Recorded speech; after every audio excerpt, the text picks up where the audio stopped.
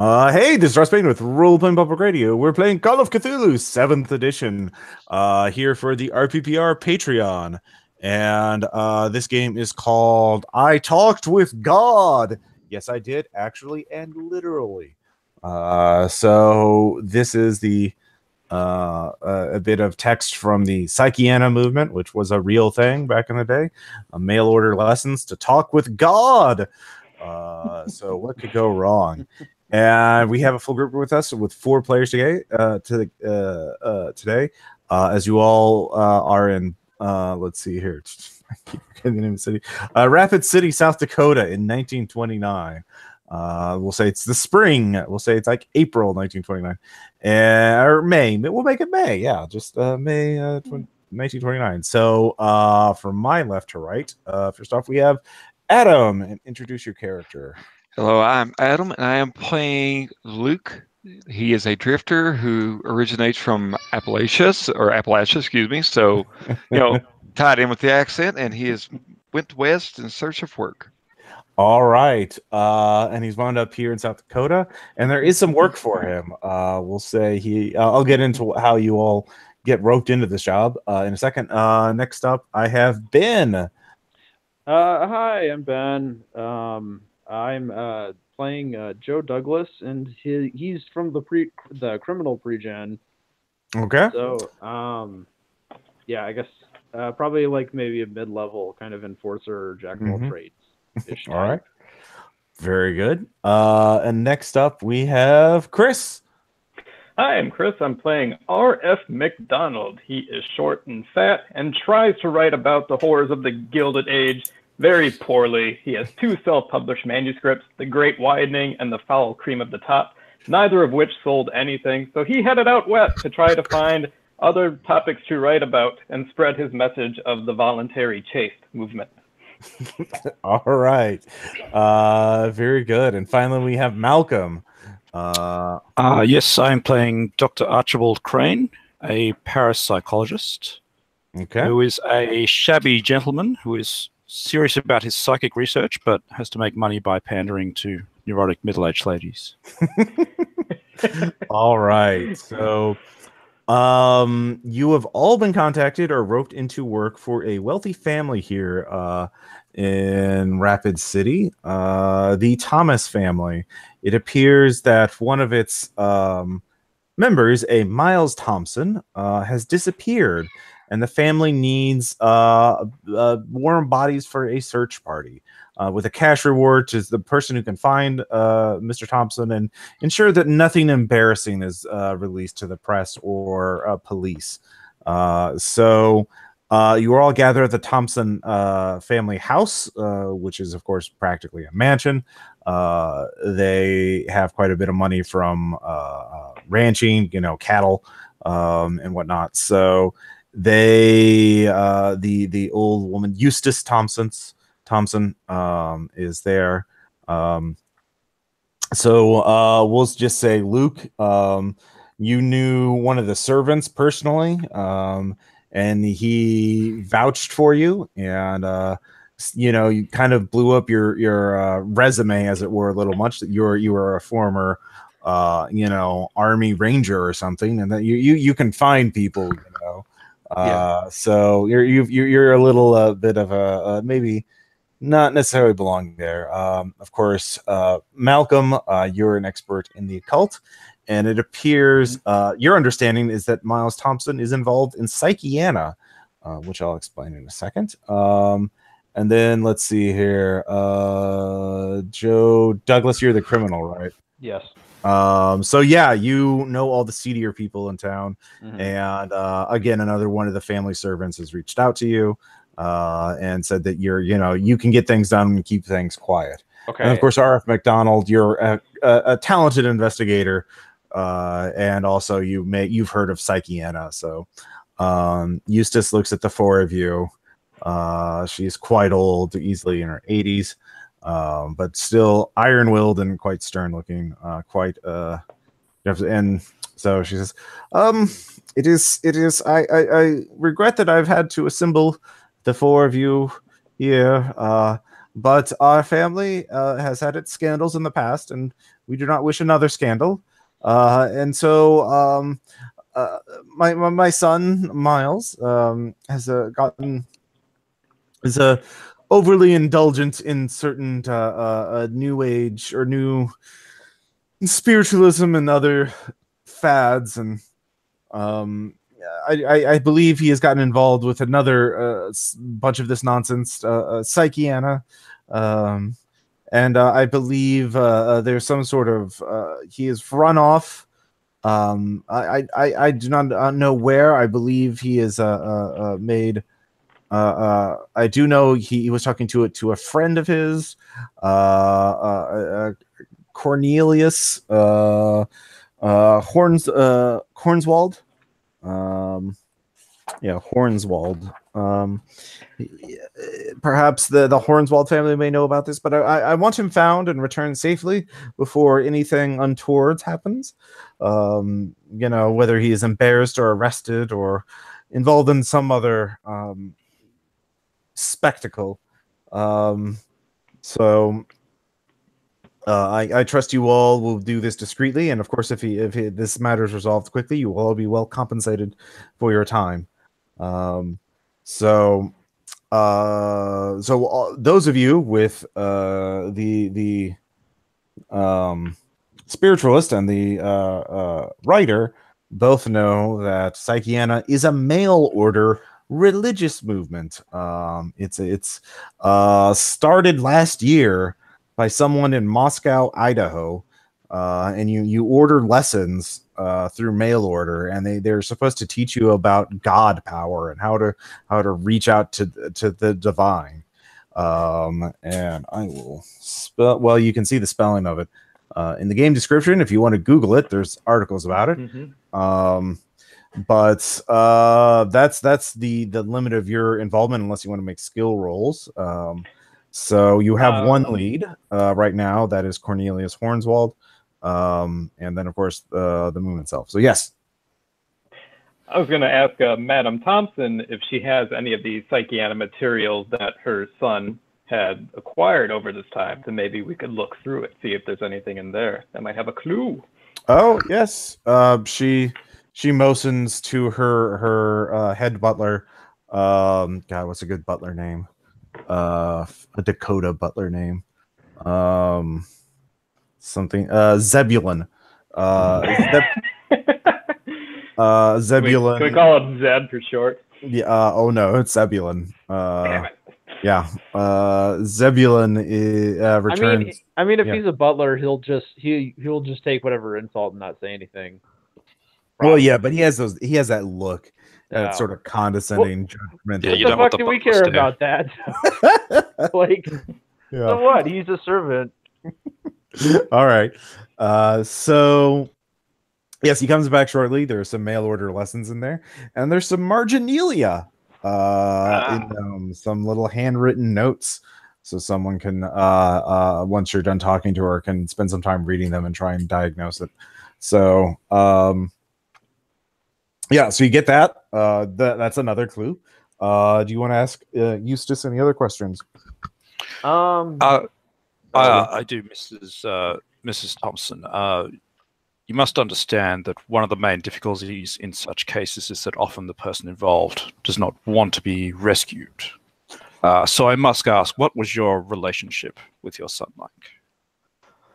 All right, go and give me a persuade or a charm check.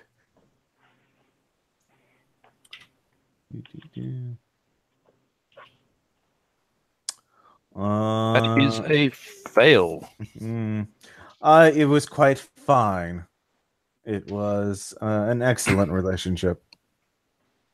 So if you are able to talk if he has to been your son, you believe you will be able to persuade him to come back into the fold, as it were? If he has been led astray by some Jezebel or some serpent speaker, then you, Mr. Douglas, can persuade him to return. I believe that is his specialty. I just kind of give a smile. Miss Thompson, do you know if your son has given any large amounts of money or, I don't know, favors, made any changes to legal documents, I don't know, marriage proposals, whatever, some kind of newfound connection that he's suddenly very invested in ever since he's joined this a movement, I guess? Or... He does not have much money on him. The estate is my will is he knows that my will is set up for my grandson, his son, who's away at boarding school right now, and does not know of his father's involvement, which is why I want this to be kept silent so he's not embarrassed by his father's actions. But he has an allowance, and most of his money was. His investments was destroyed. He spent it ruinously after his wife's death some years ago from consumption. And so he does not have much money on him. He complained very greatly, but his grandson is a good boy, and I believe he must keep his fortune intact for the next generation. He's had his chance, and he had a bad run of it, but that's not an excuse to waste the work of his father away. The Thomas family fortune should not be spent simply because one man has had a bad turn, and just because his investments went south because of Wall Street and he was swindled several times. It does not mean he. So anyway, she then takes all of his. But you get the idea. He did not have much money. He had enough to be comfortable, but that was certainly not enough to attract the likes of swindlers and con artists. Mm-hmm. So Ross, I guess I kind of want to say I'd like to roll an int check for this, but do I know if Psychiana has been, because I know at least in with a lot of actual spiritualists, they're mainly just con artist fronts. Mm-hmm. Has Psychiana itself been connected with any kind of scandal or? That would be an occult role. No, that would be an occult role, not like a knowledge or. Nope. I mean, that's pretty specialized knowledge at this point. It's only been around for a year. So. Okay. Well, I'll just keep in mind that would be something that I would like to research later. Yeah. Or have someone else do. I'll float that idea out there. My friends, if it's one thing that I know at least for certain is that many of these so-called spiritualists are really just. Well, I mean, as really just con artists, thinking that they can leverage, people with grieving loved ones for money and a little bit of hope. So if I feel like looking up Psychiana as a possible front for some kind of illicit activity might be something worth checking on. Yeah. So. You can definitely come back to that in a little bit. You can also do a library use check later on if you want to go to the library. I'm not a researcher. Okay. Adam, you had a question, or you wanted to ask something?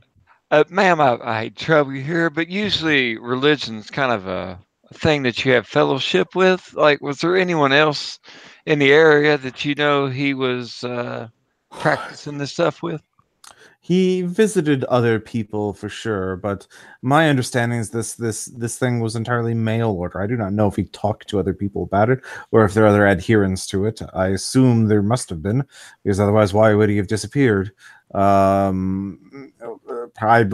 some Jezebel was leading him astray, and so she does not know of anyone. She does give you the only friend I know that he talked to recently was what was his name? Cornelius.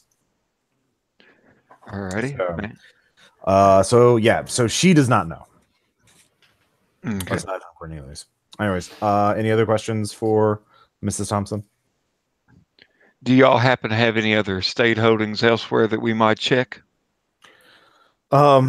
The Zebulon says there is a cabin in the forest near Black Elk Peak. I shall look. The key is still here, though. He comes back after a minute. So quiet, Cerberus. Cerberus strikes again. Yes. He would know of this cabin, but if he does not have the key, he'd break in. I do not believe him to be so crass as to destroy his family's own property. Y'all didn't believe he'd run away either. Do you mind if I hold on to that key till this is over? Of course. Thank you. All right. Yeah. Any other questions? All right. The spiritualist. I assume you have an occult roll. Yes. So you can go ahead and give me an occult check.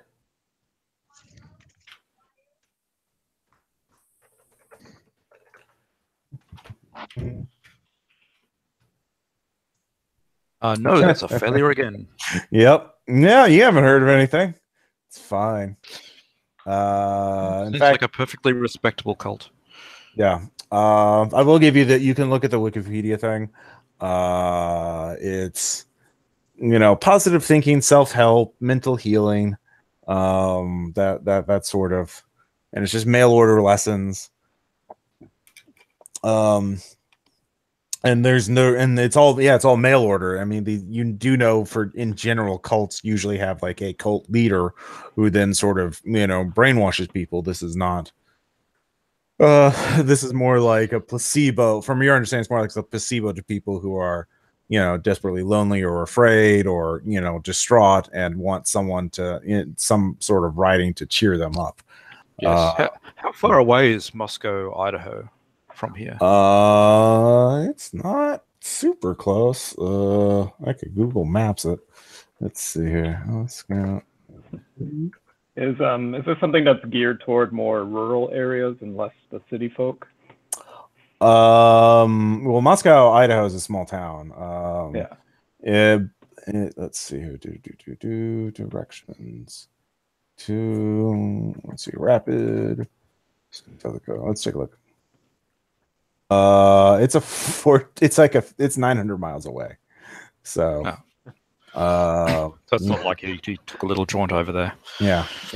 If he was heading there, it would be quite a way. He would still be on his way there. He disappeared he disappeared like 2 days ago. And it's just taken this time. So the first night there's like, oh, he'll come back, and the next night, get some people, I want him found. And Zebulon and the other servants asked around town and came up with you four, because you're all great job, Zeb. We're really the top-notch team here. He's lucky we were here. Yeah. So you can go to Cornelius's house. You could actually you can make more skill checks if you want to get more leads on other places you could go. If you want to look through his stuff or talk to the servants, you can do let's see here. Yeah, if anyone wants to suggest a skill check. To go over the marginalia, would that be a library use check? Library use would definitely work. All right. I shall attempt it. All right.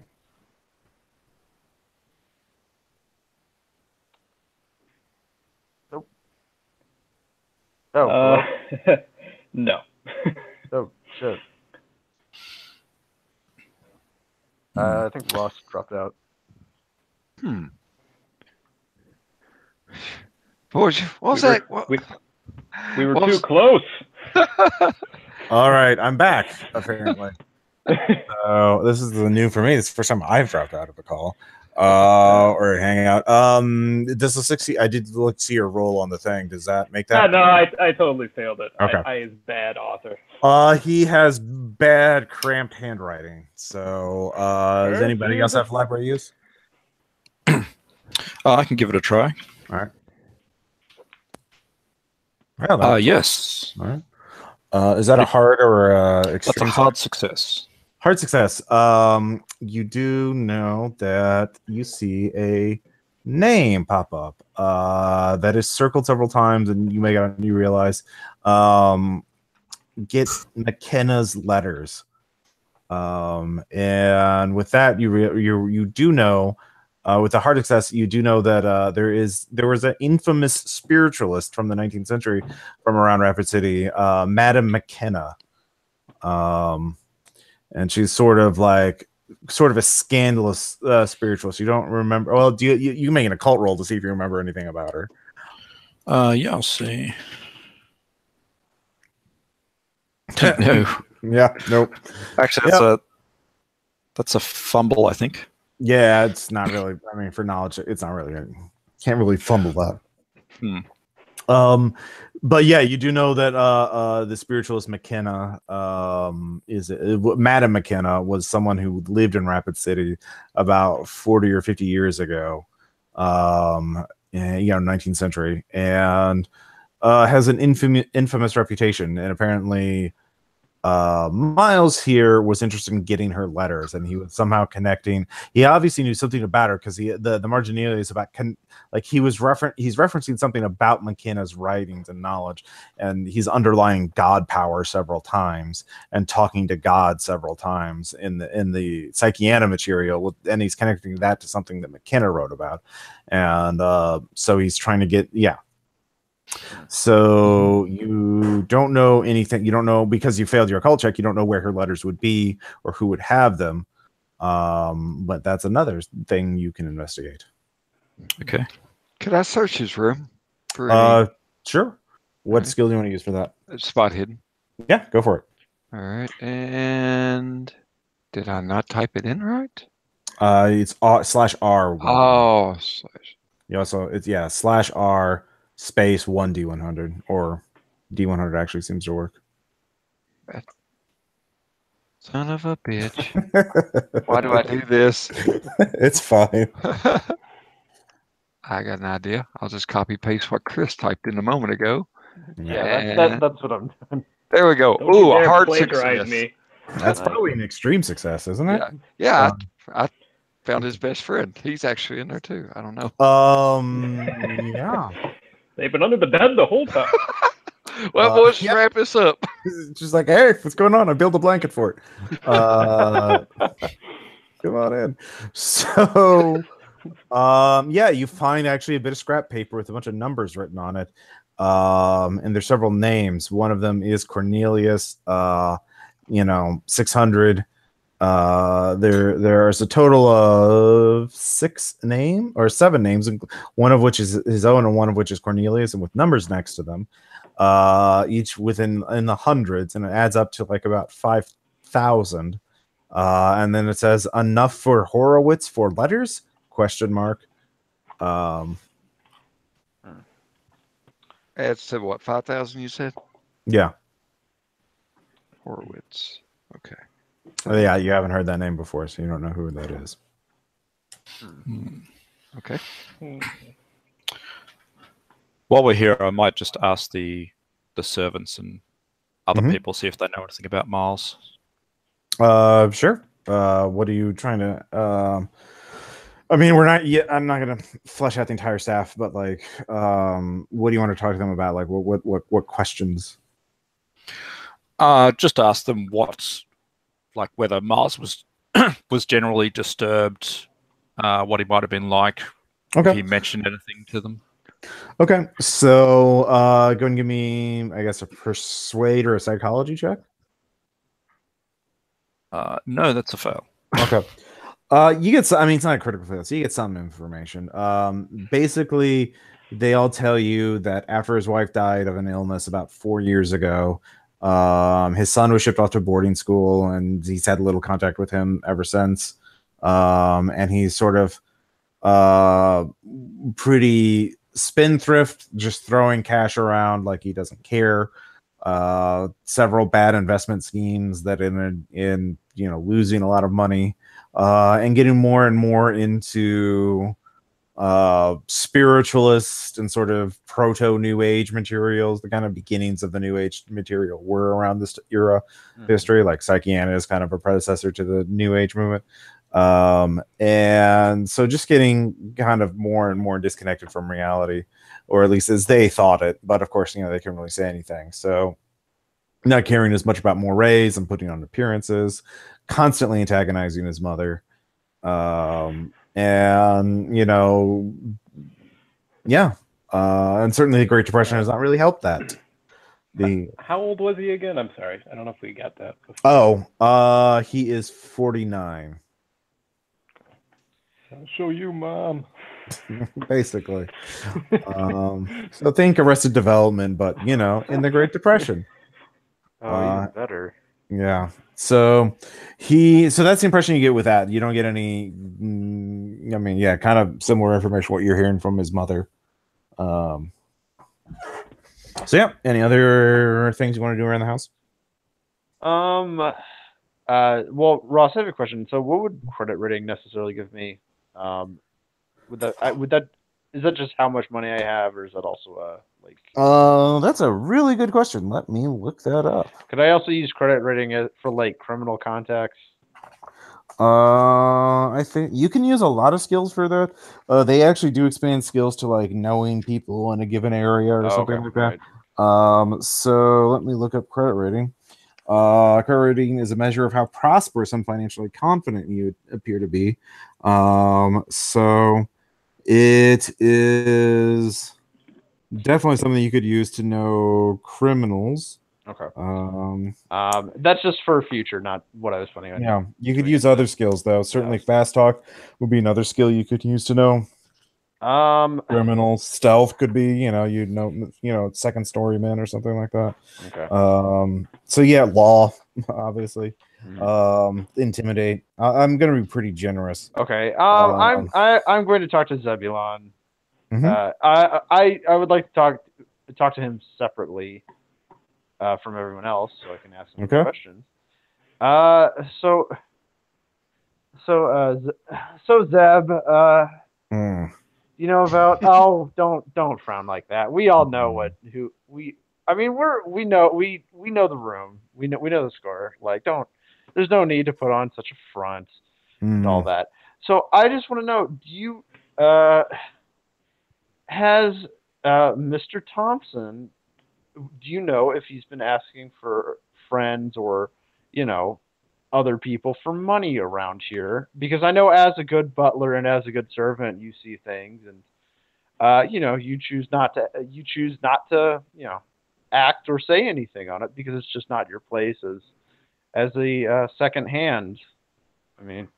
Okay, give me that's definitely going to be a persuade. Well, I'm not finished yet. Okay.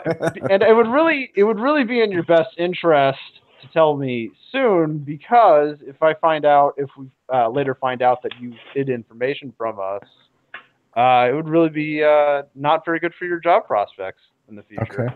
So I'm trying to make a case for intimidation. Yeah, definitely. There's not going to have consequences for failing this check. Oh boy. Like I even care. Like, what the hell can he do to me? I'm a criminal. Like, what do I care? Pistols. Wow, a 91. Yeah. Wow, that's not very good. You can also push it. You could push it. So what is the mechanic for that? It's just a reroll. It's a reroll, and if you fail, the consequences are even worse. Oh, you know what? I totally do want to, so I will totally try to push it. Okay. You're gonna be doing. Oh, I got it. You did get it. He was trying. I know he was talking to Cornelius. He had. He didn't say what, but he was very, very excited about something in the last few weeks. He needed money for it, a lot of money. I see. That is a superior success, by the way. Okay. So, I believe these I'm guessing though it has to do with Madame McKenna's letters. He saw them years ago, and they've been at the back of his mind ever since. They were the reason why he even got into the esoteric and spiritualism in the first place. I see. Where did he see them? The local university had them for a time, and then Horowitz's family claimed them. Who's Horowitz? Horowitz married. Well, they weren't married. They were living in sin. Madame McKenna, and Joseph Horowitz years ago, and because of them living in sin, the status of the letters was left up. But the courts finally decided that the family had the rights to the letters, so they reclaimed them from the university. And they've been with the Horowitz family ever since. And the Horowitz family won't let anyone see them. And I don't understand why they don't burn the letters. They seem to incense the mind of sensitive and weak-minded people. I see. Well, that's very helpful, Zeb. Yeah, I'll keep that in mind. You're a very good butler and servant. And I pat him on the shoulder as I walk away. So yeah, he just hums to himself. So yeah. Anything else you guys want to do at the mansion? I can't You think have of anything. numerous leads right now. You have Cornelius, obviously. You have Cornelius's address. Mrs. Thompson made sure to give that to you. You also have the names on that list. They're mostly first names, so that would take some research to find out. You know, could I look up Horowitz? Yeah, give me a library check. I can't look in a phone book, or it's not directly there. Like, okay. Well, I don't have that. Okay. I don't really. Well, I have a base. I could try that. I could try and look them up. I have some library. Who says that I told anyone anything? Yeah, right. I haven't said anything yet. Okay. Well, okay. Guess I just assumed we were. I rolled a 15 out of 20, so. All right, it's a regular success. You realize that it's not in the phone book, but you do realize McKenna is, and you realize they must have. Yeah, there's some, or it actually no, Horowitz is there, but it's misspelled. But you realize it's there. So you get the address for that. Okay, well, I'll just keep that in my pocket for a bit. Okay. Where exactly would the deceased wife be located? Because just out of curiosity, maybe he's went to. There's a cemetery in town. They don't have their own. They don't have their own private cemetery on the estate grounds, but there's a nice cemetery in town near the Episcopalian church, or no, it's probably more of a Lutheran. So yeah, you can go there. Yeah, visit. You swing by the cemetery, so you want to do that. Make sure that there's been no grave robbing. Yeah. Okay. So Adam's doing that. Luke the Drifter is doing that. What else is everyone doing? Are you all? Oh, actually, you all have the same car. You only have one car between the four of you. So yeah. You can drive into town and then walk to places. It's not. Cars haven't taken over society yet, so you reasonably walk to every place once you get into town. I assume you're all. I think we should go visit Cornelius. Okay. Yeah, he lives in town as well. The nicer neighborhood, but he doesn't have. He's not that rich. He doesn't have a separate estate. All right, so yeah, you drive into town. Luke the Drifter goes to the cemetery. Let's see, who is everyone else going to Cornelius, or you got anyone else wanting to do something? Is Horowitz's address somewhere that I can reach by myself? Yeah. Okay. I will just say that I'm going to check with some people I know, and then walk off by myself. Okay. All right. So as you're going, let's do the cemetery first. Adam or Luke, you get there. Okay. It takes you a little bit to find her grave, and you do find fresh flowers on it. Okay. And there is a little handwritten note in the flowers. Okay. And you read the note, and it says, "My darling, I have found a way to talk to God. I will ask him directly to bring you back. Yeah. The boy needs his mother, and soon we shall be together one way or the other." So yeah. Okay. Get that. So meanwhile, who is going to Cornelius's house? I am. Okay. Was anyone else going? Okay. Let's see here. Dr. Crane, you knock on his door, and you see a distraught-looking woman. She's pretty well dressed. He's like, "Hello." Hello. I am looking for a Mr. Cornelius Hornswald. I'm sorry. He's unavailable right now. You'll have to come back later. May I ask what this is in reference to? Yes, my name is Dr. Archibald Crane. I am investigating the disappearance of a man named Miles Thompson. Miles has gone missing too? Yes, his family have hired me to look for him. Oh no, they must be together. I don't know where they've gone. You've got to find them. Yes, of course. That is what I am trying to do. Can we talk? I mean... oh, yes, please come in. Please come in. I understand you must be very upset. Are you Mr. Hornswell's wife? Yes. I see. And when did you last see your husband? 2 nights ago. He said he was going to attend some business with Miles, and I just haven't seen him since. It must be that book club that they've started, that study group. They said they were studying the Bible, but I don't. What were they studying? What? So yeah. Yes. Well, Mr. Thompson was involved in something else. Do you know anything about what your husband was doing? I know he was recently feeling much better about his life. He'd learned to channel his positive thinking and harness his God power. I tried looking at these lessons. I couldn't make sense of them myself. But the Psychiana material is very expensive, but it's very valuable to him. But so maybe I thought they were talking about that together. Yes, I think so. Is any of the material that he used here? Yes. May I have a look at it? All right. So, so you start looking through that.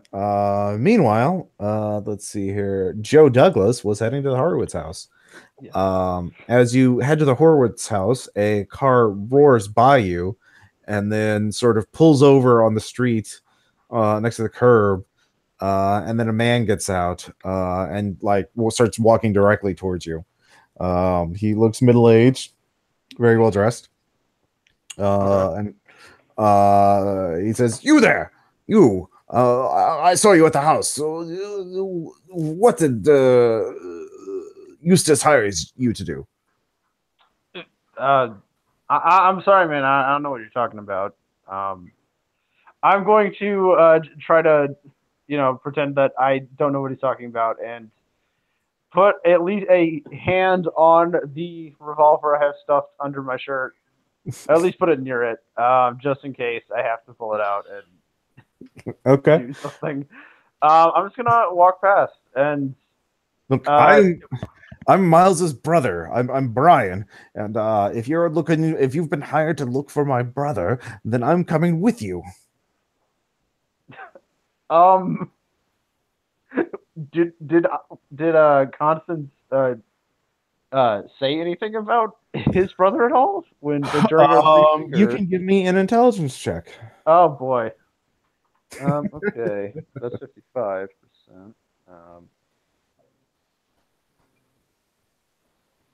41. So that made it? Yeah, that's a success. Yeah, you do remember seeing some photos in the house with this man's face on them next to Eustace, family portraits and whatnot. Okay, well, he is at least acquainted, but that doesn't really tell me about their relationship, so I'm not going to do anything else. I'm just going to continue walking. Look, so he just stands in front of you. He gets in front of you. He's like, "Look, I can help. Everyone in this town knows me and respects me. I'm a respectable business owner. I can open doors that you can't, and all I care about is finding my brother safe and sound." Okay. And I can double your pay. Oh, okay. I perk up when I hear that. All right. Double my pay, you say? Yes. And if you're such a man who's so invested, why is it that you're not working with your mother? Oh, once she gets an idea in her, that old snake Zebulon just thinks he can control and manipulate her like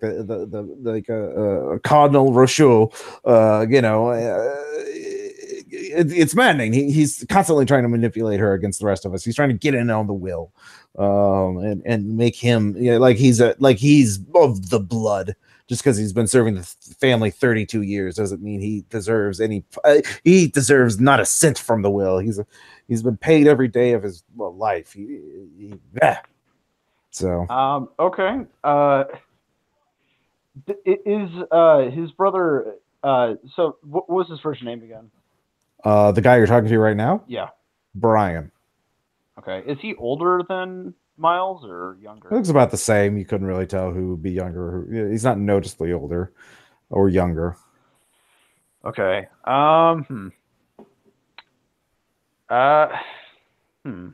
Think about what to do. All right, so you're kind of hemming and hawing right now. Also, I wanted for future note. For Dreamcasting Joe Douglas, it's Ray Liotta. Okay. Just saying that to Luke, the listeners. you're at Rapid City. I'm just going to say my version of Rapid City in 1929. It's not that big of a city. So, Luke, you see this confrontation happening on the street after you get out of the cemetery. Yeah. What are you going to do? I'm going to start walking up to him, and when I get finished, I go, "We got a problem going on here." Were you? I butt in and say, "I'm so." I push into Brian and I whisper in his ear, very sternly, "Play along." I'm gonna roll intimidate. Okay. No.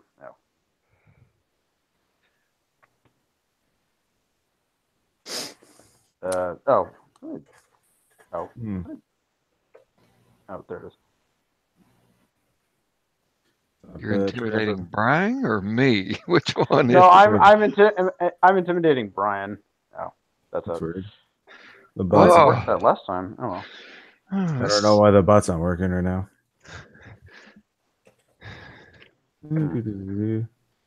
Thanks, bot. No. That's not good. That's not good. It's down. Wow. Oh wow, this is new. It must be rebooting or something. Meanwhile, I think we haven't decided what Chris is doing during this whole thing. Because Malcolm's at the Cornelius's house, and then you two are being talked to by Brian on the street.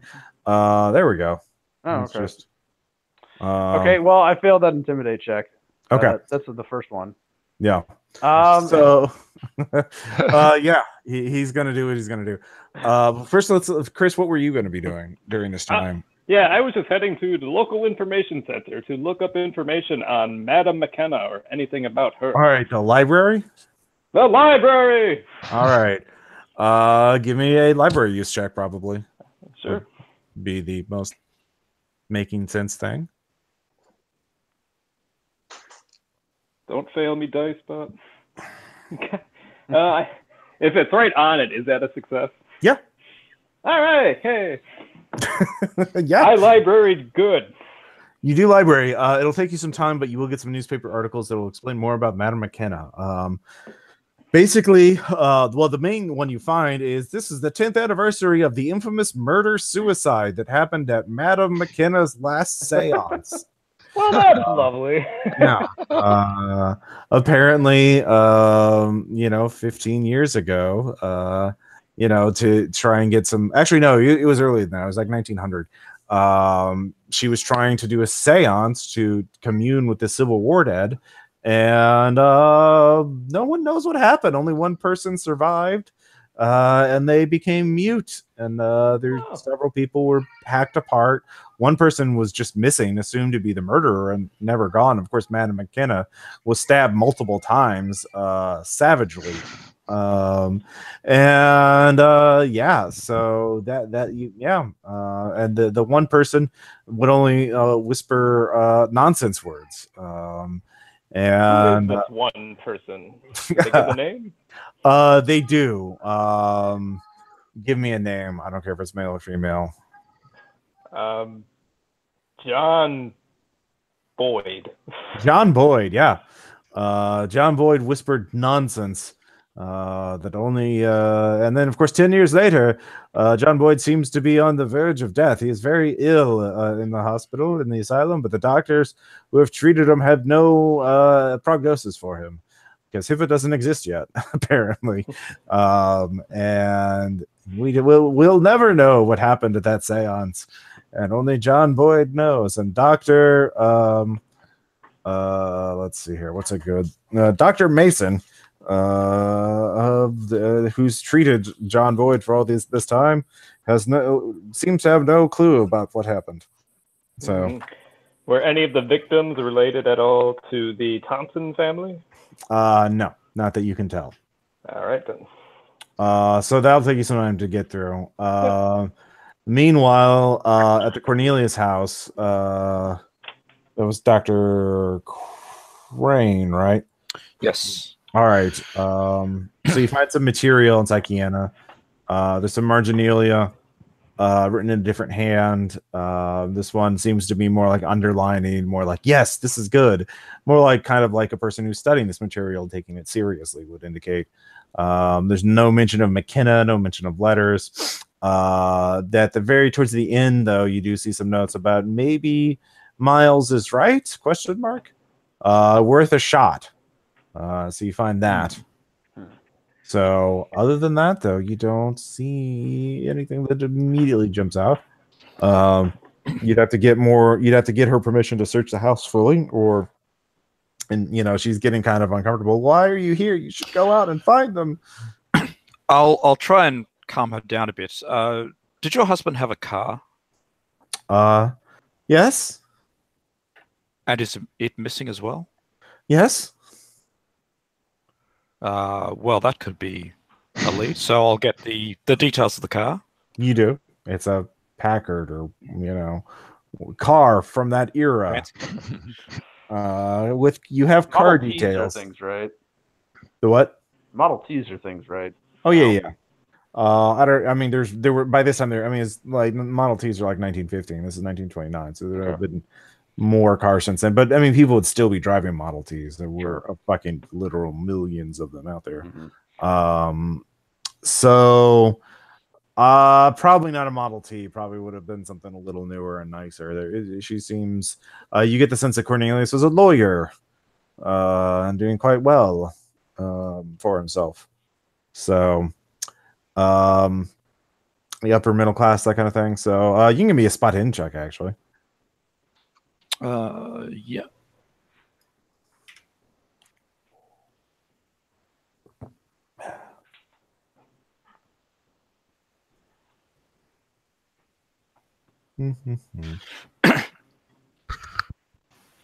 Okay.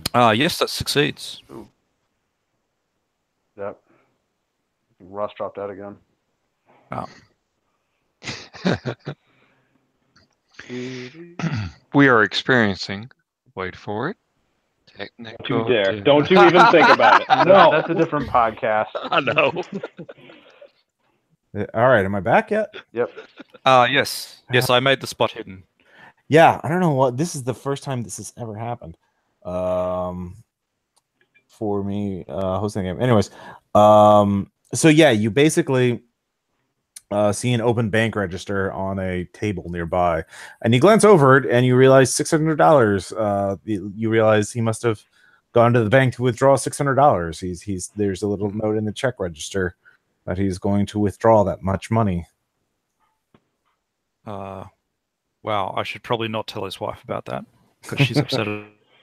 Yeah, fair enough. But yeah, it looks like he was taking Miles seriously enough to withdraw the money.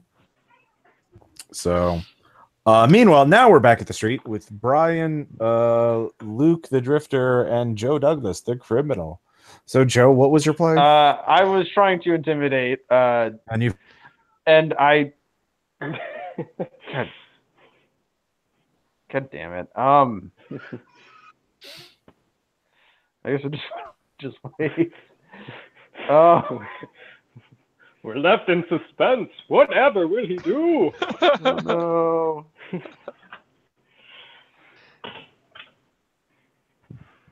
Damn these technical Go. Never mind. Oh. Okay. All right. So, yeah, so I was trying to tell him to play along with my, again, cover. To basically say that he was just a guy asking me for directions because I don't really want him interacting with anyone because I find his motives suspicious. At least only with me. Yeah. So that was what my I failed the roll for that. So I guess we'll just, I don't know, push away from me and. Yep. He goes, you were hired by my mother, weren't you? Who's your mom? Eustace Thompson. She's a scion of this community. And I know you've been hired to look for my missing brother, and I am here to accompany you, and I will double your pay if you can find him, because I'm a man of means of my own. What do you mean to do with him when you find him with all that means you got?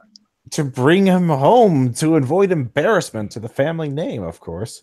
Oh, you know what? What if we screw this up, man? You don't want to be hanging around with us. Like, it'd make you look bad. I mean, I but not that you don't look bad already. I mean, you're going against, you're going behind the back of your own mother, who's.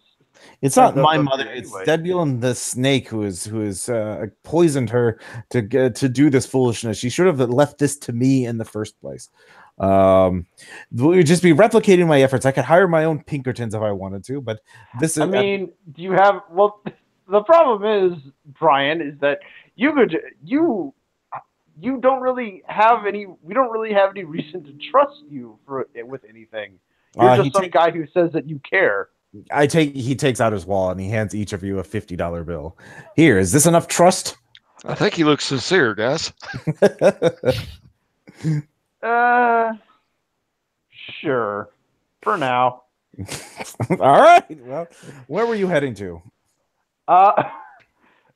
Well, I'm heading to go off with some people that I know.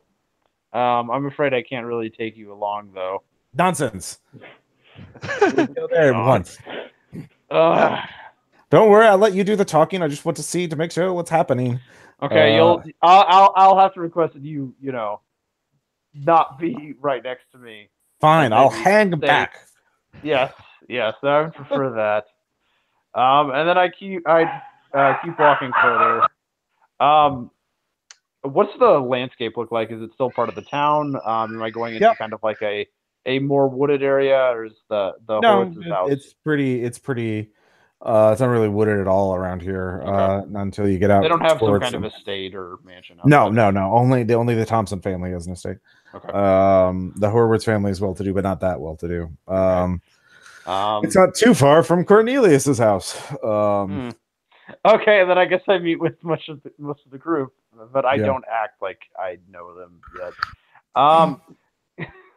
Can I do a spot hidden to see if there's anything immediately unusual about the Horowitz house? Yeah, go ahead. Right.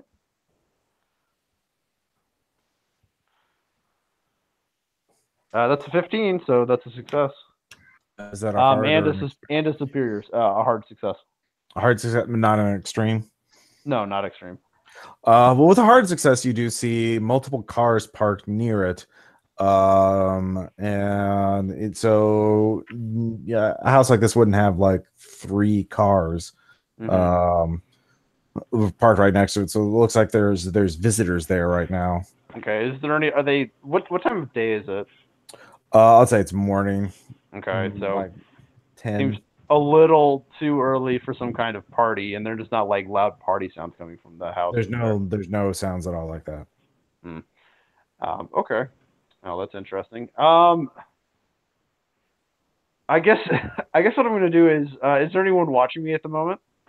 Yeah, Brian and your compatriot. Okay, I mean anyone besides them. Not that you notice. Okay, basically what I want to do is I want to do cars have like locked doors or anything? Can they just be opened up by anyone? It depends on the model. The car, newer cars do, but actually that was a thing of people. The first like Model Ts and shit like that were not locked at all, and like there's a whole epidemic of people just taking cars for joyrides. Okay. That actually was a thing back then. So your car would probably not, because you're probably driving. Probably the car that the party has is pretty old. Okay. Do any of these cars out in their driveway? Are these? They look cars? newer. They look newer. Okay. Well, my intention was to try to get registration information to. Yeah, you can do that. Okay. I do have lockpick at 50%, or locksmith. Well, I mean, you can look at the license plate. I mean, that's okay. Yeah. I mean, all right. If you want to break in to look at the glove box, that would be a stealth check to do it, because it is fucking daylight and like. Okay. All right. Well, okay. I'll at least get the license plates. I guess I'll roll. I'll roll stealth if I want to. I do kind of want to break in to see who these cars actually. The names. Okay. So. It's stealth at 55%. That's a 29. So that's a success. It's a success. So you get closer. And as you get closer, you do see a business card on the dashboard of the car that says Pinkerton on it. And as you look at the house, you see two men in trench coats leaving the house, followed by a third man who looks older and looks very angry. The two men in trench coats do not. They're as a criminal, I would say, yeah, they're definitely Pinkerton's private detectives. Well, I'm just going to amble by, because I'm just a random bystander and have nothing to do with this. And I'll walk around enough to at least meet up with the rest of the group. All right, so yeah, by this point, the author has gotten his information about the Madam McKenna's infamous reputation. Do you want to keep digging, or do you want to meet up with the rest of the party at this point? Well, I'm assuming this would have taken a while, so I'll just say, okay, I better find the people I came here with. Yeah, all right. And then let's see here, our spiritualist, Dr. Crane. Is there anything else you want to do at the house of Cornelius? I don't think so. I should probably get back to the others. All right, so you all get back together. And you're all introduced to Brian Thompson, who gives each of you $50. If he hasn't already. It says, "I'm following." I like you, Brian. You're a friend. Oh, thank you. Yes. I just want to find my brother. I don't care how. I just keep my hand relatively near my gun. Okay. Well, Cornelius has disappeared as well. All the time. Yeah. It seems he and Miles may have been getting some money together, possibly to buy the letters. The letters? So are you explaining this to Brian? What the letters are? I guess so. All right. Oh, yes. He mentioned he saw the letters when they were at the health of the university. He said he was fascinated by them. But he kind of then he mentioned them again after his wife died. But by then the Horowitz family took them back.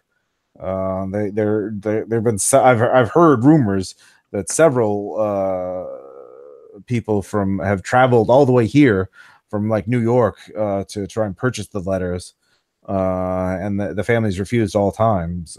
They must be. I've heard that they're worth a fortune.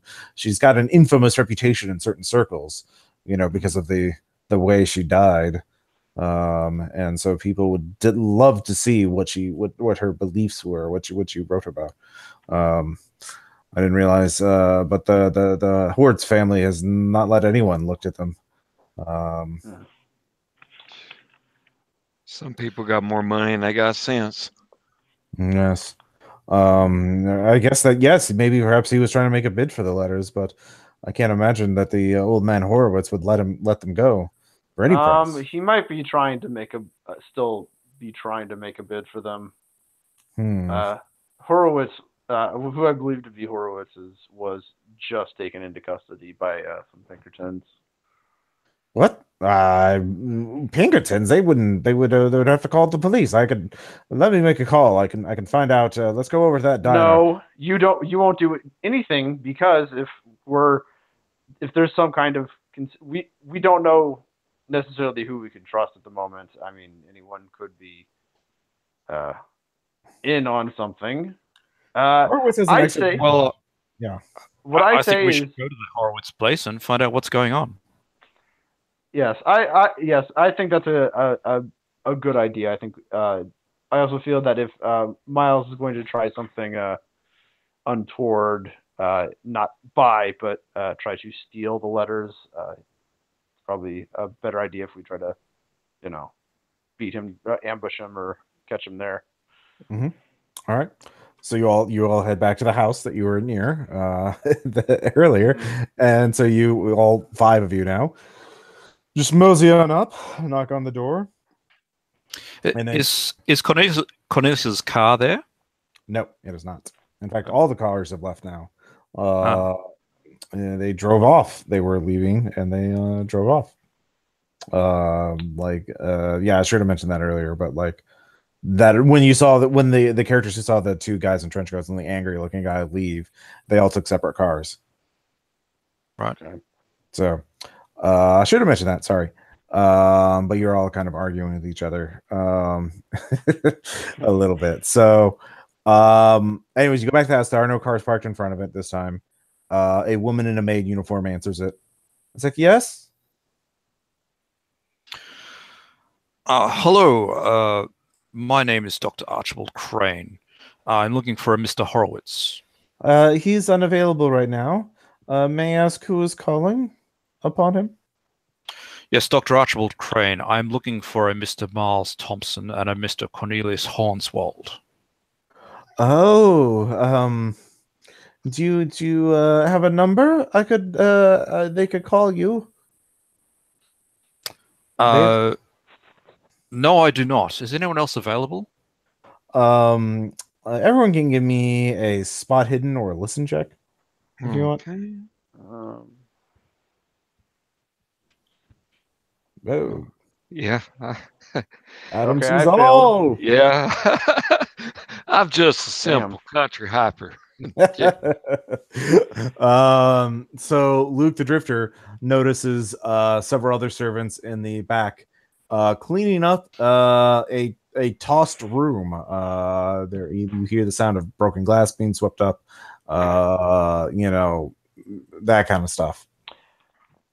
Okay. Or if you can tell us where Mr. Horowitz went. It is quite urgent. I mean, I think it's pretty clear. I mean, the Pinkertons took him somewhere or forced him to take him somewhere. I'm gonna. What is that right, Miss? What's your name?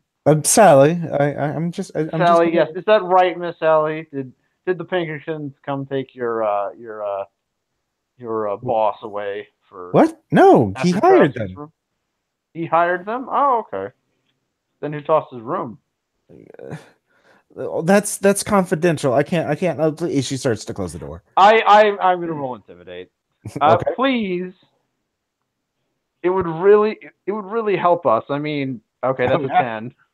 You're scaring this poor young woman. Good job. So someone broke in and broke open a safe. Is that where the letters were? Yes. Okay. And no one saw anything, or I don't know. No. I just work here. I see. Well, is there anyone else who wants to ask this young lady some more questions? You tell your boss. This is Brian, of course, that he better lay off my brother. If one hair on his head is hurt, Now, Brian, we're trying to help the situation here. I know. I just want to make it clear that he can't send some union-breaking thugs after my brother. He's not some communist. Hiring Pinkertons. Ruffians. Yeah. So we also don't want to. I mean, we can't know that until all the facts are in order. Yeah. We wouldn't want to implicate someone, and I stare at Brian of something. He's oblivious. I turn back to the maid. Can you tell us where Mr. Horowitz has gone? I don't know. I think they go in the same circle. It must be one of their acquaintances, of course. She really doesn't know. It's of course you guys do have other leads. Yeah. So, but she's an older maid comes up and says, "Why, Sally? What are you doing talking to these strangers? Good day, sirs!" And she just slams the door in your face. Well then, This is a pleasant town you all got here. I don't need to be judged by the likes of you. So We have if they already. Yeah, sorry. Oh, I was going to say, if they already have the letters, do we have any leads on where they might take the letters? I mean, We don't really know who has them. So that is true. Well, I'm thinking if he hired Pinkertons to go after them because they stole them, where are they trying to get to with them? That's a good question. So I don't know if we know. Does anyone else know what if it is Miles who stole the letters? Do we have any information as to where he could? Do we have anywhere we could suppose a guess where he might go? You do have that list of names that you have not shown to Brian yet. They are first names, but Brian might know who they are. The names with the numbers next to them, remember? And one of them, the names is Cornelius with 600 on it, and then you later saw that Cornelius withdrew $600 from his bank account. I know. Hey, Brian, will you take a gander at this? Yeah. So you show him the list of names and numbers, and it says, "Oh yes, these were his good friends. There's Paul. There's John. Bunch of apostles. It sounds like. I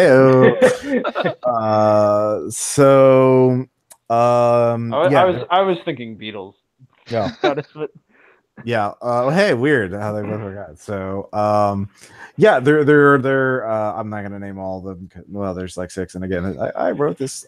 This is a rough draft of a scenario.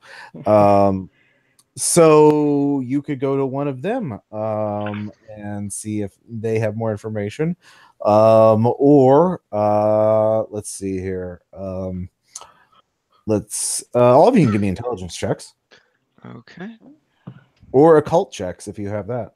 Occult would actually you could if you have both skills. Oh my God. Yeah. Oh wow. I'm a savant. Wow. You are a savant. I succeeded as well though. Okay. You realize if all this new age, all this spiritualism, you need a nice isolated place to do a seance or whatever hokey ritual they're going to do.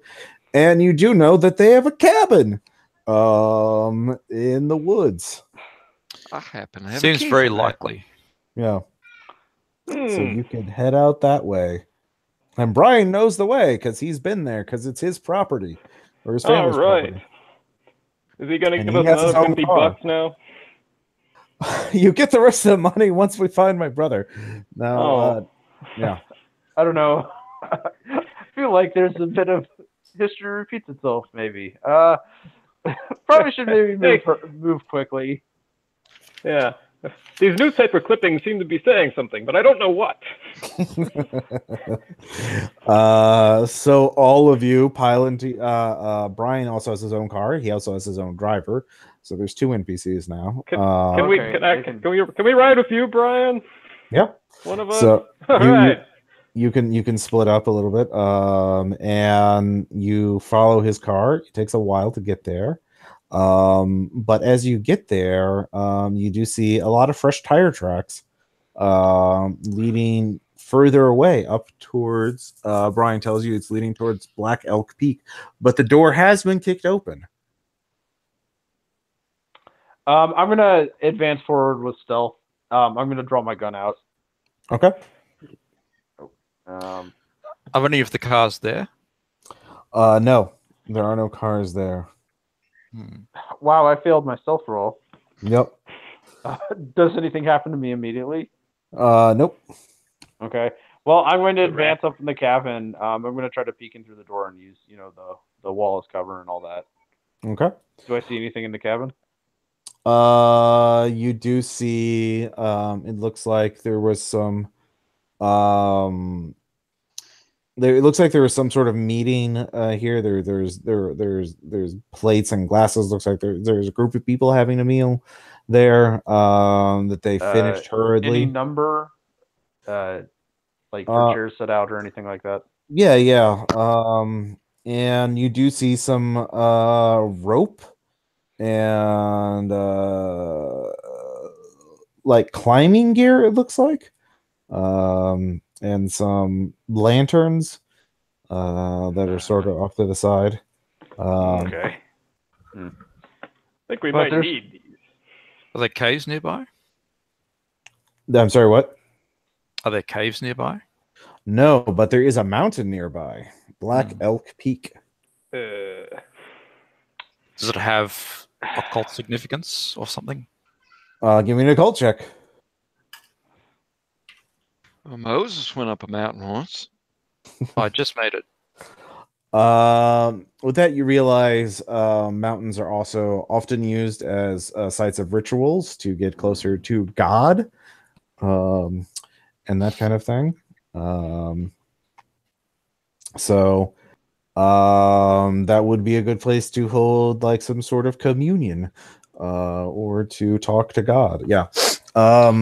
Yeah, that was, I mean, it's a regular success. So you don't know anything, you don't remember anything specific about Black Elk Peak, but a mountaintop would be a good place to do something like that. Yes, I suspect they've gone up there. Right. Yep. Yep. Is there any blood or like any signs of a struggle or anything like that in here? Give me spot hidden. Okay.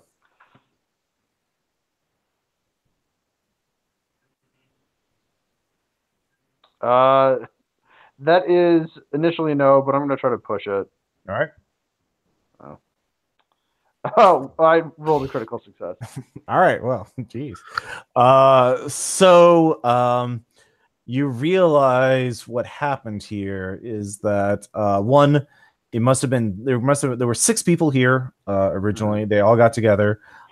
This was and they overpacked. They had more climbing and wilderness survival equipment than they needed. That's why they left some behind. Okay. So people who are well funded and enthusiastic but not very skilled. Right. They hurriedly ate. You found some scraps of paper under there that indicates parts of like a communion with the god. The first step is to summon to ask permission of the angel. Apparently is the first step. You find that on a piece of paper. But then they left without incident. Then later, a group of men came in here and then shot the lock off and then kicked the door down. Okay, well, I'm gonna guess that's the Pinkertons. Yeah, so it looks like Miles had his own key. He had a copy made. But the Pinkertons don't give a fuck. All right. We're not the only ones here, and we should probably hurry because Miles might not have a great encounter very soon. Yeah, if they went off the mountains, we could probably follow the track. Can I get an idea of how behind are we? I mean, you need to get a 1. So the food looks like hours between. Like, okay, they probably left at the break of dawn. The mountain climbers, and then the Pinkertons were here probably not too long. I'm like, you find he used an automatic pistol to shoot it. 45. Okay. Yeah, and the cartridge, you can still smell the gunpowder. Okay, so possibly not too far behind. So is there enough leftover equipment for us to use in case we need to do some climbing? Yeah, I mean, it's going to be a little skimpy for you, but it's certainly a lot better than nothing. I mean, are there established trails or anything through the mountain? Or? Yeah. Black Elk Peak only goes up like 7,000 feet. Okay, so I mean, you can hike a lot of it. So yeah, I imagine we should definitely take it, but I don't imagine we're gonna be.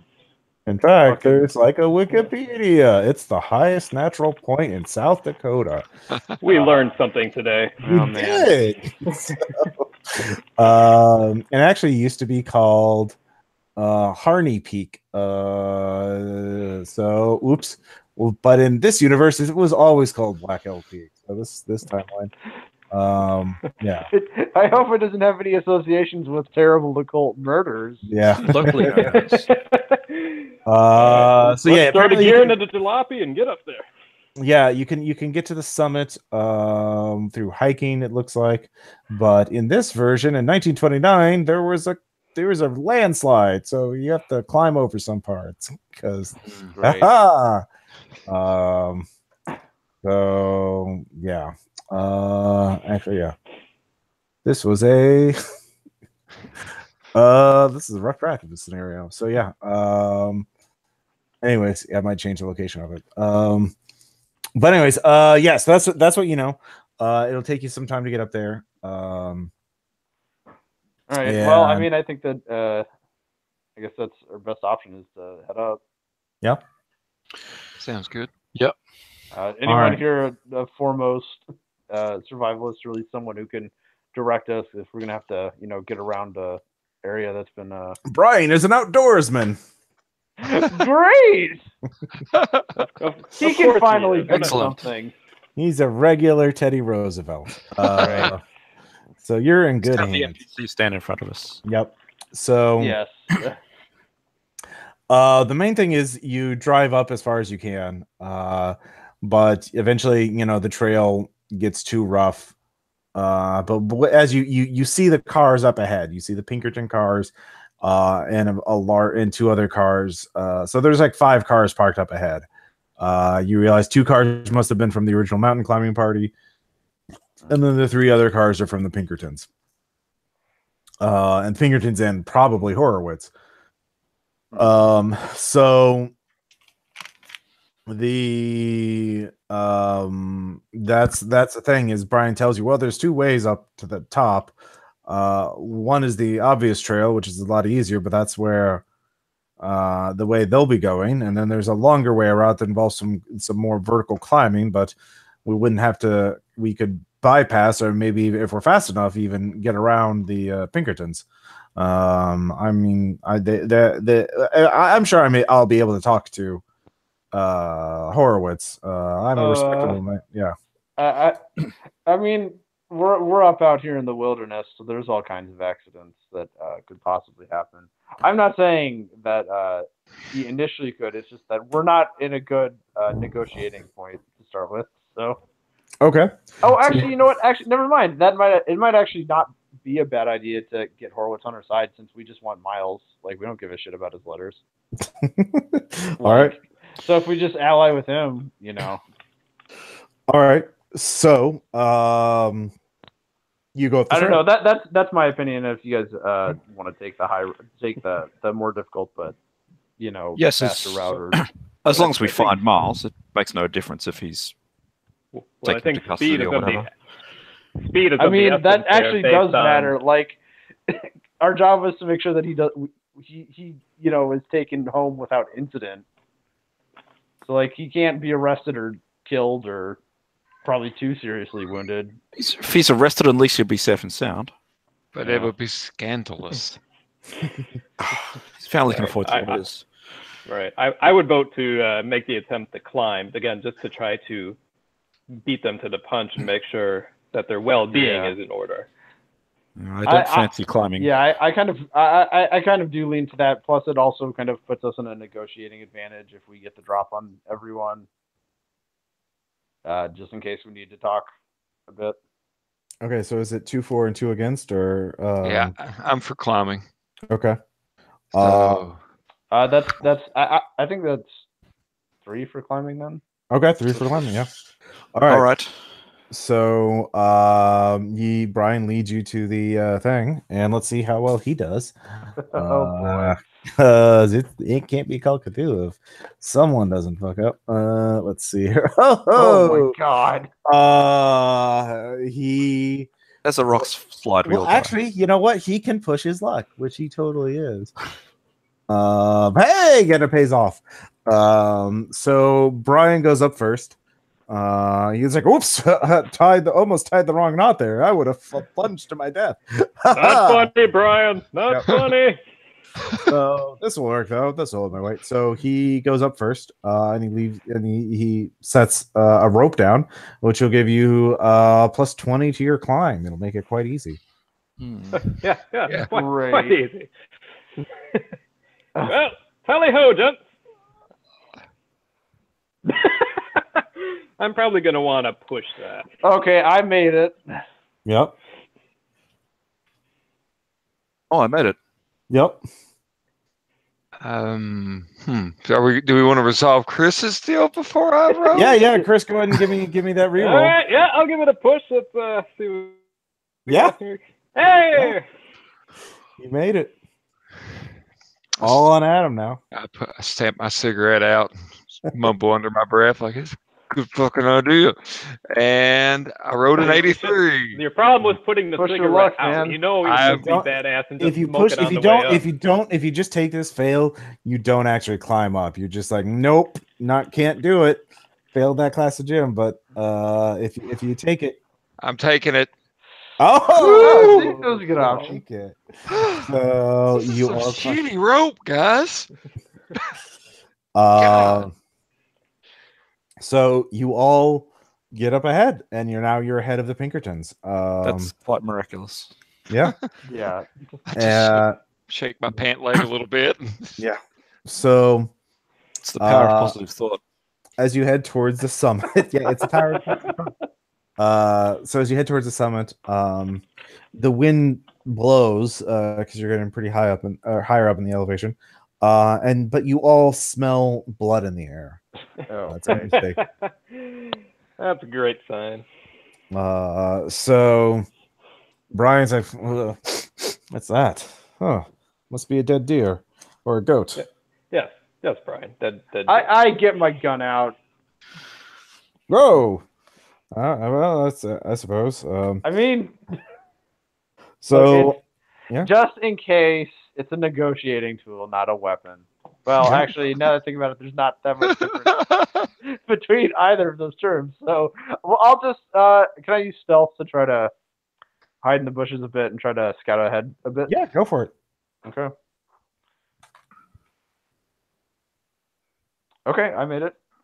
All right, you see a man's body on a large stone, and looks like there is a large blood stain on his chest. He looks quite dead. Give me a sand check. All right.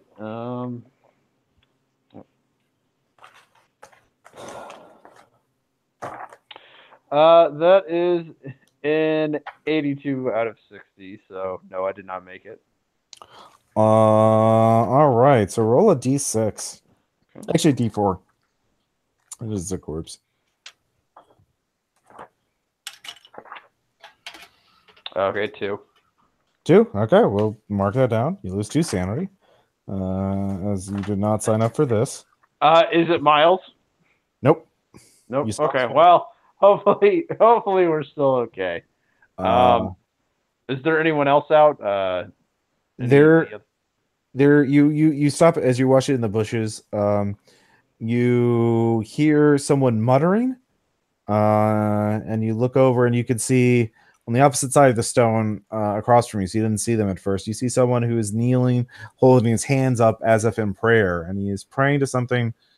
And you realize there's some sort of shimmering in the air, and if you squint at it, you might be able to make it out, but it's yeah. So there's another man praying at something that's kind of shimmering in the air. If you get closer, or if you squint and really focus on it, you can. If I really want to do that, though. I want to do that. Who there is Miles? Neither of them. Oh, so it's just 2 men, or? Yeah, remember there were 6 people in the group. Oh yeah, sure. Okay. I'm gonna go back and tell the rest of the group about what I found. Oh my God, my brother! He must be in danger. No, he's not. He's not. He's perhaps, but perhaps not. We haven't. He's not confirmed yet. We need to keep this. We need to be a bit more careful on how we execute this. You need to, bushwhack them. These are people are obviously murderers. And if your brother was at the start of it, well, he was just kidnapped or by a crazy murder cult. Then we must get to him even quicker. And not the leader of the crazy murder cult. Yes, we must get to him before the Pinkertons immediately. So lead the way. Yes. Okay. Well, I will. Yes, let's go. Do you want me to go back into stealth and try to direct everyone to essentially ambush the people praying at this shimmering thing? There's only one person shimmering. Oh, it's only one person? Yeah. Okay. Well, can I just shoot him? You can, yeah. Okay. You can. You have to go. You have to go make another stealth check to get back in because you have a pistol, not a rifle. Okay. I take it you're not discussing this. Yeah. Yeah. Or the rest of your group. Are you going to stop Joe from doing this, or what? So I rolled an 84, which is a failure. I was going to go forward. You're going to go with him? Yes. All right. Give me a stealth check as well. And Joe, are you going to push your luck? I'm just going to not go forward. No. What is? It's like literally my best skill, so I definitely should push my luck. Okay. I'm not. And that was a wise move. That's actually a strong success or hard success. There's hard and then extreme. So Malcolm, did that succeed on your stealth?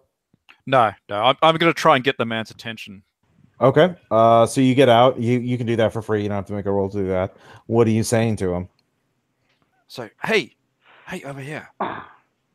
He looks. Do you see the angel? He points yes, to a shimmering yes, in the air. Oh yeah. Also, Malcolm, give me a sanity check. Dead body, of course. Oh. That's good. All right. That's not 100. So roll d4. 2. Yeah. Actually, no, it is 96 to 100. So yeah, you lose 4 sanity. So okay. Yeah, so it's 4. It's pretty freaky. But it's not 5. 5 is the threshold for sand loss. Yeah, he says there's an angel. He points at this shimmering in the air. You're a little far away. You can't really make it out. It's like a mirage or something like that. But it's too cold for it to be, a heat mirage or anything. But if you got closer, if you really focus and squinted at it, maybe you can make it out. I shoot the man proclaiming that there is an angel in front of us. Can I get a bonus for like an ambush or? You can spin around to aim. I'll do that. All right, so you aim. So Dr. Crane, and I assume the other 2 of you players. Sorry, I didn't want to ignore it. You're just hanging back to see how this resolves. Yep. All right. Yeah, this is a good spot. Yeah. All right. Fair enough. I didn't want anyone to feel left out. So Dr. Crane, so you are looking at the shimmering really close. All right. Give me another sand check. That's that one. All right, you don't lose any sanity. But there is a being there. It is roughly humanoid. It is taller than a human. It appears to have chitin or a hide or an exoskeleton or not. It seems the color seems to be iridescent, and then it's sort of a gray, and then it has long claws. Then it doesn't. It is and isn't there at the same time. And it sees you. And it seems kind of unreal. You're just like, huh? And so your mind is just in intellectual mode trying to analyze this thing. So you're not really scared by it yet. And that's when a gunshot rings out. So Joe, give me a how much of a bonus do I get for the aim? I believe it's plus 20%. Okay. So that's I'm not gonna look it up right now because that would take time. Yeah, that's a success. Oh wait, no, I think no. So what? That's the other thing about Call of Cthulhu 7th edition. I totally forgot. Like what they do is you say you roll 3d10 and then you pick if you. It's like advantage in 5th ed D&D, but we're doing this on. Yeah, we're not gonna bother with that. Well, I'll just do. Well, in fact, that my skill that was a 50 exactly, which is my skill percentage, so that would be a success. Okay. So that's a normal hit. It's not like a critical hit or anything. Right. So yeah. Let's see. Yeah, what's the dice roll? Yeah, that's what I'm looking up. And you're using a revolver. And what is Preferably a higher caliber. Well, you're a criminal. What's your credit rating? 50%. 50%. Okay, so actually you could afford a better gun.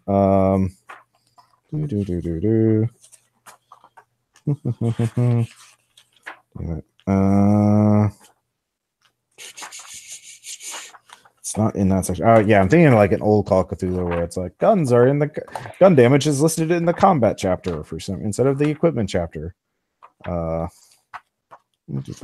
Firearms. I'll say it's a D10. Okay.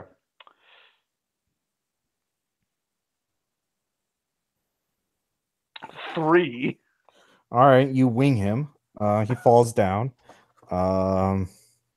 And you see the shimmering stops and something a form coalesces into existence. Again, it's insectile or monstrous, or it isn't and it is. It's iridescent and it's not, and it has claws and it's bigger than you and it's looking right at you. So go ahead and give me a sand check. I'll also take a sand check. Yep. Oh, I failed that. And that's over a 96. So that's a critical failure. So that's 10 sand. Oh, fuck yeah. Oh, man. I don't think that is an angel. Well, angels were pretty fucking terrifying. Yeah. In the Old Testament. So let's look at the yeah, you kind of squeal like that a little bit. Totally. Yep. That's what we're here for. Let's see here. Roll a D10. Okay. I got a 2. A 2. Let's see here. You look at it and then just everything goes black. You can't see. So the rest of you back there, you hear a gunshot. Brian's like, oh, what's happening? What should we go and help? Yeah, let's go. Gunshot means danger. Okay. What are you doing? You didn't have to shoot that man. I'm screaming right now, like I can hear anything at all. Yeah, you can hear, but you can't see. And both of you up there hear the man you shot, of course. Save me! Save me! Servants of God, save me! And then you just hear this voice that is just ringing in your head. It's like, they call me an angel, and I believe I know what they think that is, but I'm not sure what I am to them, and what am I to you? Why are you doing this? So Dr. Crane, you of course I guess something's happening. I don't know what this is, but the being does not yet attack you or do anything hostile, but it seems to be communicating with you. So we'll just go with Dr. Crane first. What are you doing? Some men called you here. What happened to them? The process of being called is tiring, and I needed a guide. I needed to understand why I was here, but they offered sustenance to me and knowledge, and it gestures to the corpse on the stone, and I took it, and now I understand your language, and now I am here, and they so that's what it says. That's kind of all you can understand this round, or that's all it says. So that's your action. Joe, what are you doing? You're blind. Yeah. I guess I'm going to. God. I'm just gonna stay low under the grass. I'm just gonna try to listen. I don't want to I don't want to call too much attention to myself than I already have. Okay. The bleeding man is begging to the angel, quote unquote, for help. Can I hear the angel, or is it just? Yeah, you hear that voice. Can I angrily shout at it, or? Yeah. What the fuck are you? I do not know. I am. Your knowledge, your perspective is so limited. You wish to contact. They wish to contact God. Do they understand what God is? That's the first round. Meanwhile, Luke the Drifter, let's see here, and the writer, whose name was R.F. McDonald, and Brian Thompson, bring up the rear. And crack team. Yeah. Let's see how Brian does with his sand check. Let's say he has a sand of 50. That's a fail, so we'll just roll 1d10. 7. So we'll roll that again just to see what his temporary insanity is. 6. I know what I gotta do this turn. Yep. Subdue Brian. Probably. Let's see here. Oh, he just faints. So. Oh, it happened. But yeah, Luke and RF, give me sand checks. Okay. Luke rolled a 56, which is a failure. All right. Roll a d10. Okay.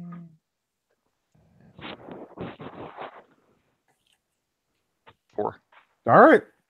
For you don't go temporarily mad, you're just freaked out by the thing. And if you make your sand check, there's no sand loss. I am surprisingly comfortable with this. Yeah, you're just or you're just kind of disassociating, or It's a pretty reasonable monster so far. So far. Hey guys, there's a guy bleeding over there. Anybody? Shit. So yeah, new round. Dr. Crane, what are you gonna do? Please be quiet, Mr. Douglas. This is a very delicate situation. All right. Fuck you! And don't shoot anyone else. All right. You do. This is spiritual, Dr. right? Crane, shouldn't you be helping the guy that's bleeding? The man with who's bleeding is sort of staggering to his feet and looking at, sort of patting his pockets down.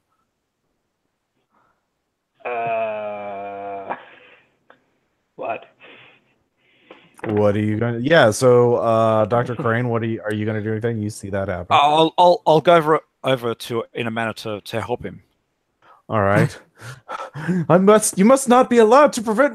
I will talk to God. We will all talk to God. He's reaching at Jack. He takes out a knife. And yeah, he hasn't attacked you with it, but yeah. It's okay. What is your name? I am Dr. Crane. My name is Paul, and I will be talking to God soon. As soon as Miles establish contact, we shall all hear the voice of God, and I shall hear God. And the angel was the guardian of the threshold, and you will we're this here mountain. to help you. You must tell us, where is Miles? All right, that's a persuade check, and that's going to be a hard. You need at least a hard success. Oh, yes. Well, of course, yeah. Jeez, crits on demand with a 3. Are you one of the faithful? Have you come to convert to hear the voice of God? Yes, I've come to be with you all. Oh, well, you should have said so. Well, fortunately, John has already paid the price to summon the angel and to be so we could all bless it. Thank John, he points to the corpse. And then you may pass, brother. Sorry, what to say? What, John? Give your thanks to John, who gave his life to summon the angel. I turn to John's corpse and I say, thank you, John, for your sacrifice. Okay. Yeah. And so the crazy man sort of kind of turns to the rest of you. All of you, give thanks to John, and you too may pass. As the angel has judged you worthy, it has not smote you. Thanks, John. All right. So You're all trying. So you're all agreeing to the crazy man and trying to keep him calm. First, I want to ask the angel if what he says is true. We are in the presence of something amazing here, gentlemen. We must take this seriously. I do not understand. I understand your language, but the meaning of your words, it is such a limited perspective. What is it? Do you think I am? It doesn't. I don't really give a shit about what you are. I want to know what you will do. If I do not thank the corpse, will you attack me? No. If I do not, you will. And are you capable of lying? Yes. Okay. Okay. Well, then I'll thank John. Very well. I'm not bound by this being. I have free will. I was summoned here freely and given sustenance and knowledge. I am simply trying to understand it. What do you want? You just want to understand? Yes. Do you not remember when you were a child and you saw an animal that you would call a dog, and it had been struck by a vehicle and it was dying, and you, as a child, watched it die? Do you not remember that? Is that a specific memory that I remember, or is that just... I don't know. Make an intelligence analogy. Oh, man. That's awesome.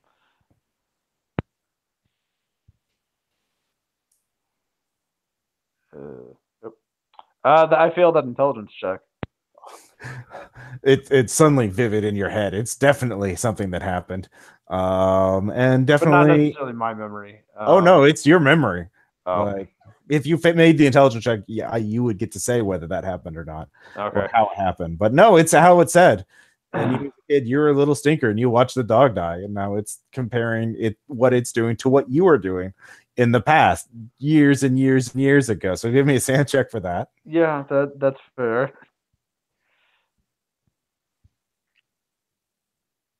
I've succeeded that sand check. Yeah. All right. No more sand loss. So I'm merely watching you and your decaying bodies of meat.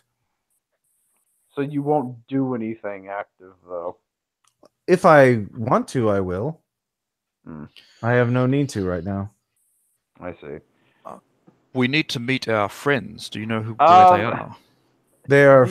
They're that way, up at the top of the precipice. What are they doing? They are attempting to contact that is which is the sphere and the gate and the key. I think we should pick up Brian and go up there. Yeah. I'll pick him up. All right. Ross, when does my sight come back? It's beginning to come back.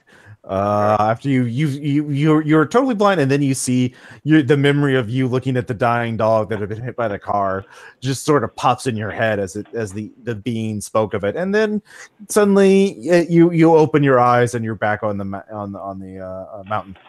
Okay. So yeah, it's been a little rough. Yeah, it certainly has. Everyone gave me a listen check.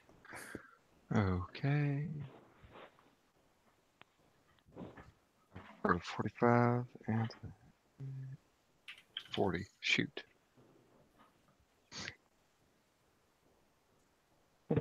I made mine. No. Oh, I did not. Those of you who make it, you can hear footsteps coming up the path. Several sets of them. So one person. We'll grab Brian and head up to the summit. Yeah. All right, so you're trying to get up. All right, so he's slowing you down. You're not going to be able. What about with two of us carrying Brian? Both of you. I forgot if there's an athletic skill or not. Actually, give me strength checks. Okay. Stout as an ox. Yeah, 7. Yeah, so that is a. I didn't make it. All right. So no, you would both have to make it to do that. So you're So that was the Luke the Drifter and Dr. Crane trying to carry up Brian, and the other two of you are just trying to. I want to move forward, but Okay. I want to make sure that I keep an eye on the angel, so that it does not decide to become more than a passive observer. Okay.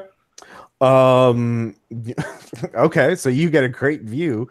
You get a little elevated, so you look down, and then you see the two Pinkertons and the angry man, who you guess is the Horowitz, round the corner and see the dead body, and then see the angel. And one of the Pinkertons takes out a automatic pistol and opens fire on the being. So let's see here, and misses. And then the crazy cultist or crazy person with the knife, Paul. Oh shit! Shink! No! What did Paul do? This cutscene was so exciting. Yeah. And then the other Pinkerton, he opens fire and hits the being. Let's see here. And let's see here. Rolling 10. And you can hear it. Let's see here. Yeah, and then it's kind of well, yeah, it shrieks out and sort of disappears from view for a moment. And the Pinkerton and Horowitz is like, "What the fuck was that? What are you doing here?" And the other Pinkerton points his gun up at the closest of you two, which would be the two of you with Brian, and says, "What the fuck are you doing? What the fuck was that? What the fuck just happened?" We're just trying to help get these men out of here. All right, give me a persuade check, or charm, or fast talk. That just makes persuade. Okay. Oh no, wait, no, it just fails persuade. Uh-oh. You try to push your luck. All right, all of you, just put your hands in the air and get over there. Where's the letters? Where are the letters? At this point, Horowitz takes out his gun. He has a revolver. Yeah, and so let's see. Let's see here. Who has a dex of higher than 50? I do. Okay. I do as well. All right. So both of you can do something. You want to? It's kind of vague, but possibly, yeah. I guess. Well, sure. You realize you could go back the way you came, which is off to the side, and they wouldn't have a line of sight on you. So if you make a dodge or a dex check to just run, you could just hope that they don't shoot at you for running away. Or you could, if you had a weapon, you could draw on them and try and shoot them before they shoot you. Or you could try and talk them down. Or something else, but they're yelling at you. Okay, I'm gonna try to do a fast talk. Okay. Well, before I do anything, can I sense is the angel still here, or has it left? You have no idea. Okay. It literally disappeared. Okay. I guess. Yeah. I guess discretion is a better part of valor. So you could also escape up the mountain towards where Miles would be. Okay. You know what? I'll probably do that. Okay. So I guess if that's a dex roll, I've got an 80%. So which I make. Okay. Yeah, you're right. He does not. Well, also, Luke, what are you going to be doing? While he's running, I'm just gonna kind of turn with the doctor, holding the doctor up, and do a fast talk. Listen, you heard the gunshot. We opened fire on them. We're just here to get his brother. This group of I don't know, religious nuts or whatever the hell they are. They took his brother, and we got to get up to the summit. They've already killed one person. They're going to kill another. Okay. Go and give me fast talk. All right. 74. That's a failure. Do you want to push it? You know what? I think I should. Just let's see. So I got to beat 45. Oh. Horowitz is like, you're all just trying to take it for yourself. It's mine. They're my letters. I can't even read. Yeah. I can, but fortunately, he is not trained in handgun, so he only has a 20% in it. So he misses you, but he shoots at you, which is a bit scary. And then the angel appears by the Pinkerton. Good thing I ran away. Yeah, it just kind of reaches over and tries to grab him. And then it misses, and the Pinkerton is like, ah! And it misses. So you all can hurry up the mountain while they're fighting each other. Yeah, that sounds good. This is awkward. Okay. Yeah, and I've just been writing this stuff down. It's going to be great for the next novel, but yeah, time to scoop. Up we go. All right, so you leave the two of them fighting the creature from beyond time and space. That's fine. So you continue up the mountain. As you get closer to the top, you hear what sounds like thunder. You hear this loud clapping sound, and then there's a bright flash of light that's sort of like rainbow orange iridescent, like you could see it when you close your eyes for a second, and then as you can Do we recall any like Bible story that this is very reminiscent of? Go sail on the mount. I heard you talking about.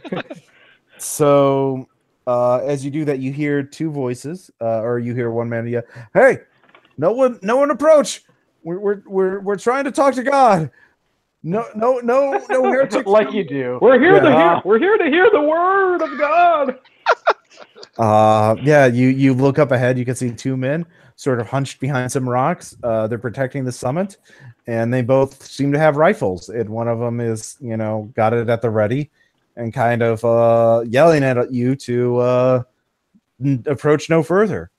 But Paul let us pass. We thank John. Paul let us pass. All right, give me a persuade. This is going to be hard.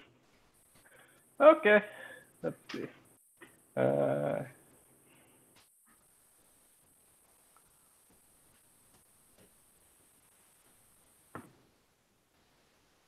Is that hard?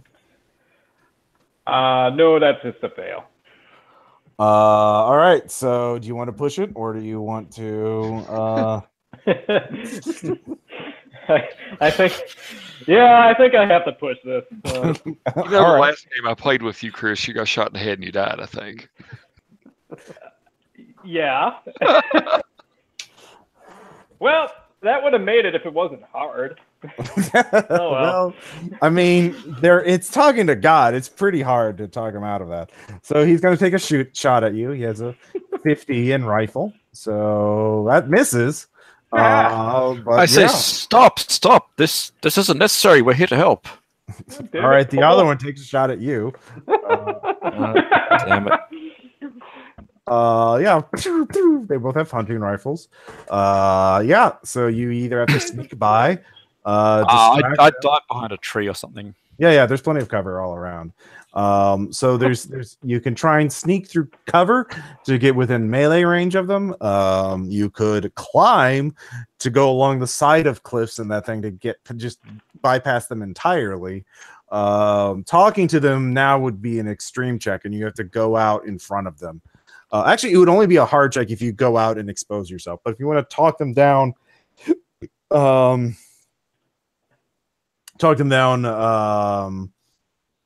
while they are in while you're in cover, that's an extreme check. So we'll just do this as combat. Let's see here. We'll just go from my left to your. Let's see here. So first off, Luke, what do you want to do? Okay, after tucking our patron behind some. He's waking up at this point, but he's like he's sort of bewildered. He's like, "What's happening?" I'm gonna hold my mouth over his hand. My hand over my mouth over his hand. That's weird. I'm gonna do the opposite of that and hold my hand over his mouth. Go, shut the fuck up. We've been shot at 4 goddamn times since you took a nap. What? I saw. Shh. And then I'm gonna disappear into the woods and try to sneak past them. Okay. I forgot. Do you have a gun or not? I do not have a gun because I do not think it matters for me being in base. Okay. Yeah. I mean, you could have taken his gun, but yeah, it would have been in base. So, are you sneaking or are you going to use climb? I'm going to sneak. All right. Give me a sneak check. 79. Are you going to push that or not? Not in this instance. There's two people shooting at me. Like, all right. Well, you don't sneak. You try to sneak, and then you're like, you just don't dart to that cover. So that's your action. Next up, we have Joe Douglas, criminal extraordinaire. What do you need? Wow, that's high praise. I'm going to sneak and try to get closer. Okay. Yeah, same thing. That's a 12. And that is actually that's a hard success. Hard success. Okay. Let's see here. Weapons table. Sorry, just want to have that reference handy. No particular reason. So yeah, you can get up there pretty fast. Or you can find a really good spot of cover. Yeah, do you want speed or better cover? Better cover. If I'm all right. They have better guns than me. I really need. Okay. Do you want to aim this round, or do you want to go ahead and take a shot at him this round? No, I would like to aim. All right. All right. So that's your action. Next up, we have RF McDonald. Chris. Well, climbing worked earlier before, so I'll give that a shot. All right.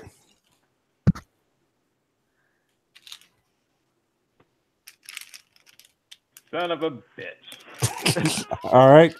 Do you want to push it or not? Yeah.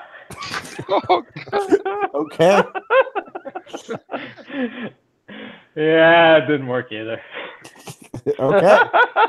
To the family of. Well, you are pretty high up here, so let's look up falling damage.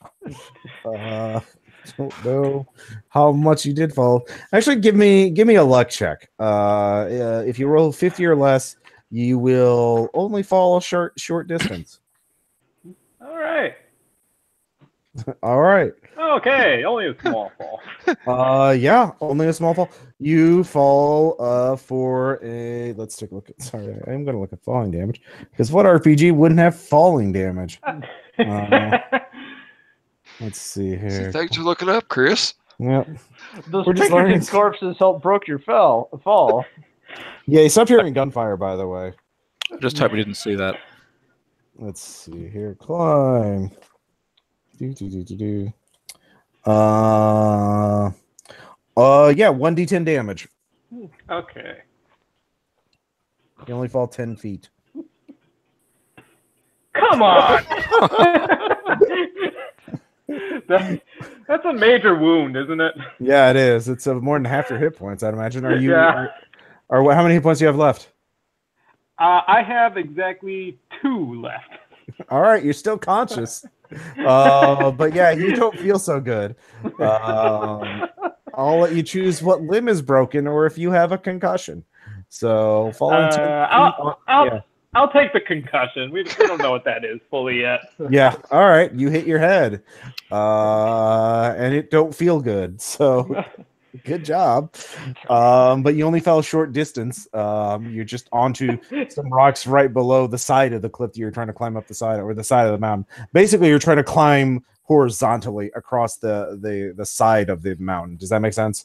Oh yeah. Yeah. All right. I had equal chance of failure either way. So all right.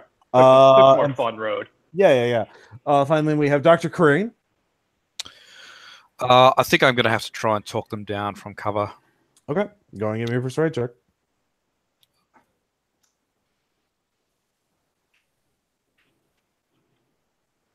I made it. Is that an extreme success? Yes, it is. Holy shit. All right. I'll say we're here to help you. You're in great danger. Mr. Horowitz is here. He attacked your angel. Okay, yeah. The angel. No. Is it all right?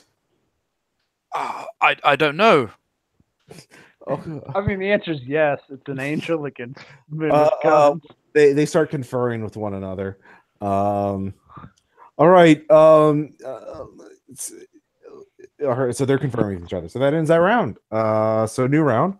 Luke, you heard R.F. McDonald fall. So what do you want to do? I think I'm gonna try to help drag his ass up. All right. Yeah, give me a strength check. Okay. Be careful. These rocks are dangerous. Am I supposed to move people and have a neck injury? You were so lucky I have an 85 in strength. Oh, you're fucking strong. Yeah. You haul his ass up. Appalachian folk. Make it big down there. So hard living. Yeah, you can get treated next round if it continues that way. Next up, we have Joe Douglas. You're in your sniper spot, and you've taken aim at one of them. Firing first didn't solve anything last time, so I'll just essentially I want to ready an action in case one of them goes for the gun. Well, if you shoot, you could also you can aim at their head for an instant kill. Okay. So, but that would only kill one of them, obviously, because one thing at a time. So, I guess then, is there a thing for readying actions or? Yeah, you can do that. Okay. Yeah. So if I see that negotiations break down, I'll start firing. Okay. All right. At that point, well, the thing is, you can't aim for the head and ready an action at the same time because that's fine. I'll just ready the action. Yeah, I'm in good cover, so yeah. You're making. I have the aim bonus, I guess. You're not sure who, if things go down, you're not sure which of the two gunmen would shoot first, so you're kind of like watching them both. So that's why you're not aiming at one of their heads. Yeah, that's fair. Yeah. So, R.F. McDonald. Did I make it? Did I make the climb? Yeah. So, God, I cannot imagine having a severe concussion on a mountain. Yeah. Well. Yeah, it's gonna be great. Stars are so bright here. Oh God. Just sleep it off. You'll be okay. Yeah, that's the answer. So, yeah, you guys wait. One of the gunmen yell, "Okay, one of us is going to go down and check on the angel. We'll you all stay where you are, and if we see anything, we'll shoot. All right." So, okay. Dr. Crane, are you going to? Okay, just calm down. We just wanted to check that you were okay. All right. So one of the gunmen gets up and starts going, past you. He has his rifle, and he's just but he's out in the open, obviously. And he's just heading down the mountain. So are you going to let him? Are you going to keep up your end of the bargain to let him pass? Well, I am. I don't have a weapon. Okay. So as you do that, if all of you are just going to waiting to see how the gunmen react, then here's what happens. Let me know. I'll just narrate things until you guys decide, hey, I want to interrupt. So one of the gunmen goes past you with his hunting rifle, and watching all of you that he sees. He clearly doesn't see Joe, and he's really focused. So he heads down the mountain. You all turn to watch the other gunman who's watching you from behind cover. And then a short minute later, he says, "Praise!" And then there's just this horrible rending sound coming from behind you. Okay, I shoot the man that is watching us. Okay, make a roll. All right. What was the bonus? Was it plus 20? Yeah. Okay. That's a 10. That's definitely a success. Actually, that's probably a high. An extreme success. Yeah, I'll just say you shoot him in the head. Okay. Since there's only one gunman now, you're aiming at his head. Okay, as I run back, we need to get moving. We need to get Miles. Things are escalating out of control.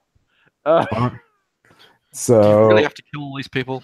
What the fuck do you think is happening? Like, there's a fucking monster murdering people down there. Like, don't give me any of this regal, all civilized doctor bullshit anymore. All right, let's just grab Miles and get out of here. God, We gotta hurry. The sounds are everywhere. Asshole. Ugh, fucking damn rich people. Rich people. That's what I've been writing about for years. So, just pretentious. I would like to mention that I am lighting my lantern. Okay. Put it there. A little dark. So bright. Stop it.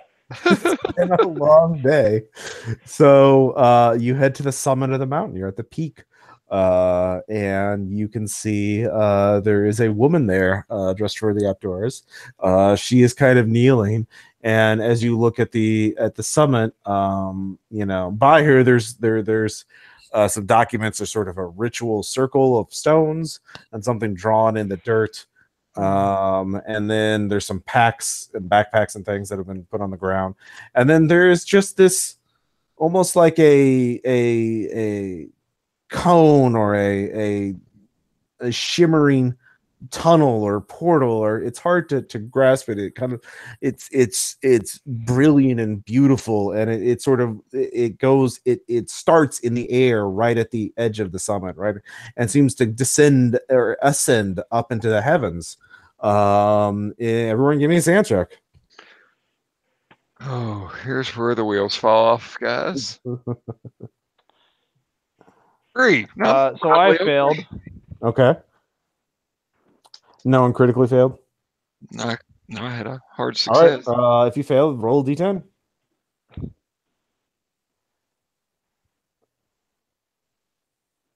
So I took an 8. All right. You are enthralled with it. You drop your weapon and start heading towards it as though in a trance. Okay. Does anybody else, everyone else pass their sand checks? Yes. All right, so you're all fine. Brian is whimpering at this point. Actually, no. Let's see if he's enthralled by it. His sand is 40 now.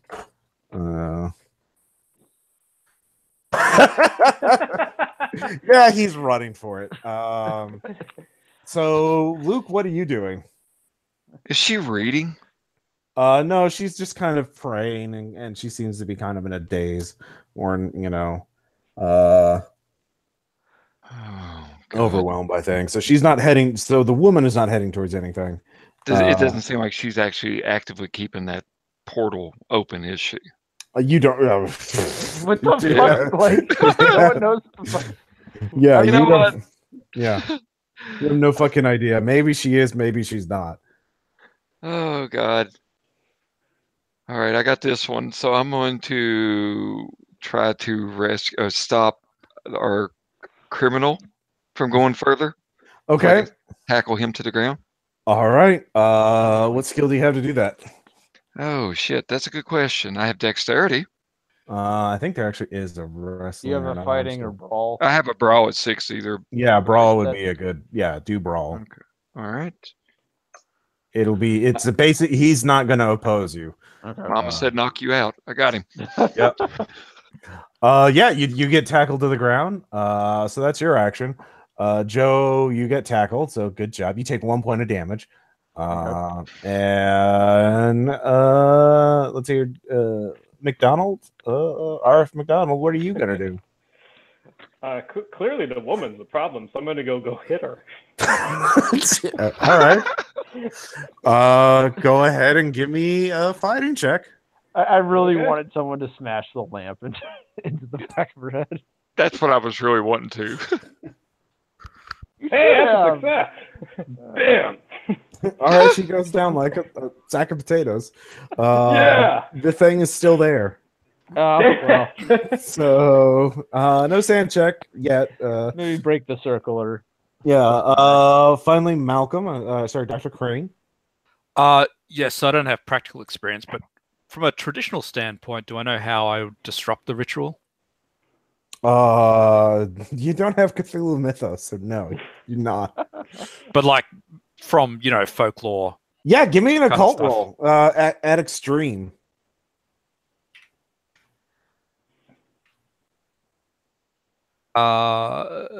No, that's only a hard success.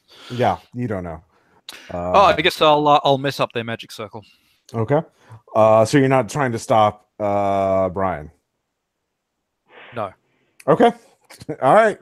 He jumps into it as you kick in the dirt. And Brian jumps into off the side of the mountain and then disappears into the void. The air starts shimmering. It looks like it's becoming the portal tunnel, whatever it is, it's becoming unstable. We'll just do your next actions. Luke and Joe are kind of still entangled in each other. Okay. Am I still enthralled? I mean, you're stunned. The wind's been knocked out of you, so you're right. Yeah, you're not gonna be able to. RF McDonald, are you gonna do anything? Were there any other people in a trance to punch? You don't see anybody else here. What the hell? All right. I'm gonna go look to see. So just looking over and like, where did he go? Yeah. All right. And Dr. Crane, are you gonna do anything? Well, there goes our payday, so I think I have to go after Brian. All right. So you run into the tunnel? Yep. All right. You jump into it. You're floating in just an empty, multicolored void just all around you. It's incredible. And then you see it. So go ahead and give me a sand check first. My God, it's full of stars. Yep. That's a pass. All right, roll a d10.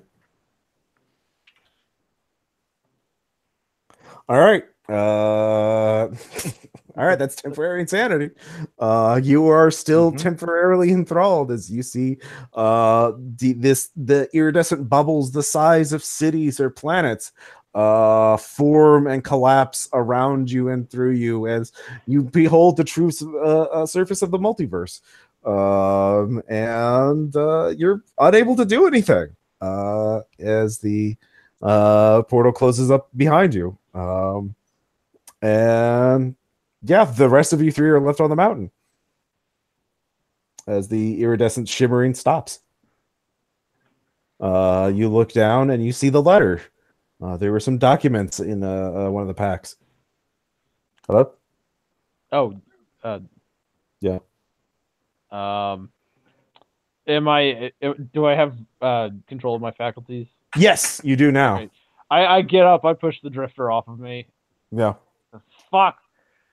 What the fuck was all that shit? It was communion with God. Who said that? You turn around, you see the angel. God damn it. It is covered in blood. Great. So I am leaving now. Okay. This has been very engaging. Entertaining. That is a word that I would use to describe this. Would you buy a book about it? I do not need. Do you wish payment? Would you like to engage in a deal? No deal. No. Oh. No. I understand transactions. I think so. I would. Yeah, that's okay. That's you go back to you, whatever. Very well. Goodbye. And then it just disappears. So guys, if the one guy was paying $50 got into the void, and we assume Miles also got lost into the void, we're not getting paid, are we? We are too, and I'm picking up these papers. Let's get the fuck out of here. Somebody was going to pay $6,000 for these. All right. Yeah, like I gave anyone Joe Douglas is my actual name. I mean, on the plus side, there can't be a scandal if they're in the void. There's some bodies on the mountain that are gonna get found.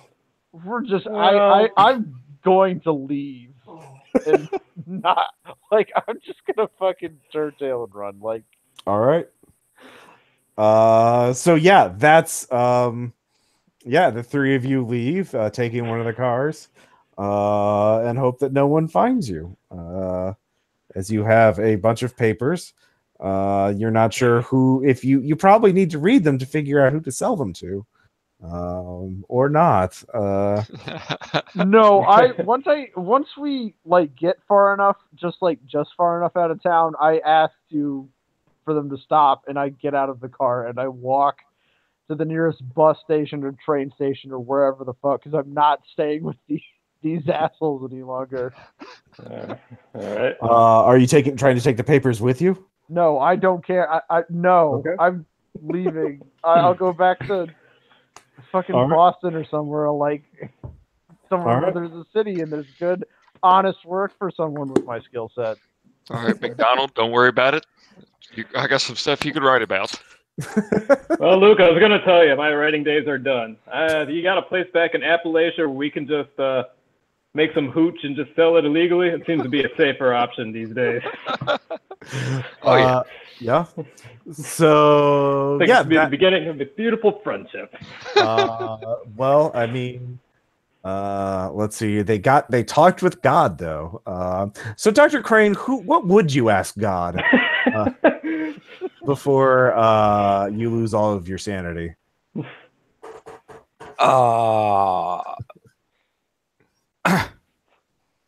I don't know. Probably, I'd probably try and find out the truth behind the universe. All right. Well, yeah, that's a good way to blow off the just grind out those sand points really quickly. So yeah, I'll probably have a bit of time to waste as well. So yeah. You get 100% in Cthulhu Mythos. Excellent. Yeah. I'm kind of surprised. Like, how can I get out of here? Or can you? I'm finally a successful psychic researcher. You are the most researcher. Yeah. So yeah, you find out everything. Maybe if someone carries out the ritual again, I can come back. Yeah, and they have the letters. You could be the one to pop out of the portal next time it connects to Earth. So basically, that was the scenario I talked with God. The basic idea is this guy Miles got more. He'd read the Mythos tome, essentially the letters, when he was in college, and was so he had all this knowledge of the Mythos in the background, but he kind of ignored it while he had a family and had a life. But after his wife died, he got really depressed and was like, "Screw it, I want to talk with God and see if I can get her back, or like understand the universe. What is the meaning of things?" And he only used psyche, and so he's trying to get the letters from the Horowitz family. And the Horowitz family, of course, they understood that this was a time bomb, or that this was dangerous, but they couldn't destroy the letter because they were kind of obsessed with it as well. But they wouldn't give it away. So like Miles wasn't really a believer in he's kind of believing in Psychiana, but he realized he could get other people who followed into it to try and buy it off of them or use them as patsies to help him steal it. So basically he was just hijacking the Psychiana to get what he wanted. So that was the tie-in with that. And yeah, he got to talk with God, literally. And it turns out God's kind of a jerk. Or even, I don't know. My interpretation of Yog's thoughts was always that it's not like how conscious it actually is of anything is kind of suspect. But well, yeah, I mean, it's not like it's not leveling, but he's kind of like, I don't give a shit. Sure, I'll give you infinite knowledge. I don't care. And then total disregard. There are interpretations of him. Yeah, so he's not like a temptation like neither of those, but you really don't want to talk with him. So, and then the angel was actually just a dimensional shambler. Right. I just wanted to have some fun. Yeah, that was interesting. Because it's not often that you actually talk with the really inhuman, like the things that never were human. Though I think if I had a criticism, like, I kind of wish, like, maybe talking with the monster was maybe a little bit more dangerous, because it also doesn't, like, really want anything or have any, like, investment in anything that's going on. So I feel like, you know, if it wants to, I don't know, I feel like there's a, you know, if it has some kind of motivation, or if there's, like, a way for the players to essentially sway it and say, like, oh, I can show you new experiences, or like, or if it, you know, just wants to go around and murder people, or, you know, do more subtler, you know, partake in more subtler pleasures than that, then I feel like, you know, there's a, I guess, negotiating point or something like that. That's fair. I like the idea a lot. I kind of wish there was maybe, like, so, like, how does the I guess the action clock for the scenario work? Like, is there a way that did we just, like, waste too much time getting to the virtual area? Or no, I think you were doing that. I mean, they had a very large, the cult, the Psychiana people had a very large advance over you. So you were always going to find them in pretty much that state. So they had already gone through the portal, basically. Yeah, basically, by the time you get there. And it's just kind of dramatic timing that it collapses right after you show up. So you could, if the only way to save Miles is to go through the portal, not go temporarily insane, which is like making your sand check and then rolling a 4 or less on your D10 thing. So not easy.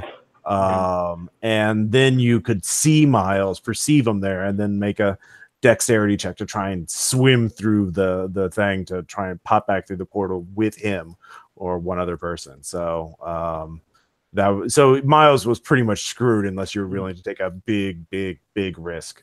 Yeah, it was going to be like, it's not a fair scenario in that sense, but like, it's about Miles self-destructing using the Cthulhu mythos. It's not a, you know, not a save the day kind of thing, because so you know. I actually have kind of a suggestion with that, because I've so I listened to the Heaven's Gate podcast done by Glenn Washington, and that's a really good podcast. I really recommend it. It's like 10 episodes and about like 40 or so minutes or so. But one of the things he does talk about is that apparently there is a thing where, like, family members will basically, like, go out to rescue their other family members who have joined cults and stuff like that. And that's one of the things. So actually, what I think and also, like, you know, what is the motivation for someone who, you know, joins a cult? And the answer is that, like, well, it's kind of like they're people who, for which the established stuff doesn't really work with them. And, like, you know, the Heaven's Gate cult was just essentially just Christian rapture nonsense with, you know, aliens thrown in. Yeah. So it was just new enough, just remixed enough for them to kind of feel like this was something new. So, like, I think what actually, like, how I would kind of change it is, like, if I guess you want the objective to get Miles to be achievable, is have Miles just be a follower rather than a leader, if that makes sense, and that the actual test is to try to rescue him from the cult before he's used in a ritual component. Or I could make it easier to get him back, but, like, I mean, I wanted a darker thing because it's you know, sure. I lean more towards the Delta Green thing of the aesthetic of, like, you're already screwed, you know, like, it's just a matter of figuring out how and when. And if you want to actually save someone or make a difference, it's very, very unlikely. I mean, theoretically possible, but, you know, at least for this to go with that. Yeah. Oh, sorry. That's good for to go with that. Yeah. Exactly. It's a one shot. If this was a campaign, I would have made it easier. So yeah, sure. Right. Well, to go with that, I like that the chase element with the Pinkertons is introduced, so it adds some urgency to it, even though the outcome is most likely not going to yield the results we want. But I like that there's that urgency built into it. Yeah, I wanted to have, like, some non-cultist occult bad guy or antagonists, not bad guys, but antagonists who were there. And that's why I also put Brian in there with you, is to make sure that you would not team up with the Pinkertons. He would be kind of an asshole. Oh yeah, what was the whole thing with him? Like, why was he not at the beginning? I actually forgot to put him in at the beginning. He's in my notes. Okay. Because I was like, why the fuck should I trust some guy who just shows up and claims, I'm not sure why he jumped. I care. Yeah. Like, I'm not sure why he jumped into the portal. Was he really desperate to find Miles? No, because he failed a sand check. Okay. And So he basically he thought it was God. Yeah. Basically, what I said is when you're near that thing, instead of rolling on the normal temporary insanity thing, like you just get enthralled by it. So, like the same thing that happened with Joe. Like, and he rolled a 99 on a sand check, so he basically crit failed it. So he was just like, "Aha! Let me swan dive into it." So that's why he did that. So yeah. Yeah, he could have been saved too if you had grabbed him. So yeah. But yeah, that was the idea behind it. I wanted to like have Psychiana as kind of like a fake out / red herring where you think, I set them up to be like, aha, they're causing this bad stuff to happen. But nope, it's just crazy person using it as cover to, do something bad and really pull a lot of people into his self-destruction. So okay, I think with that, I think you feel like if you could lengthen like the first act a bit, or like at least what? I mean, to involve the Psychiana people and be like, we didn't talk to John Boyd. Yeah, so that might have been interesting. Yeah, you could have got more information about like you would have learned about Yog-Sothoth and like what she was really trying to do. Madam, like that was basically the ritual that Madam McKenna, had that murder. They saw it was a murder suicide, but it was just people failing their sand checks after meeting Yog-Sothoth. So nice.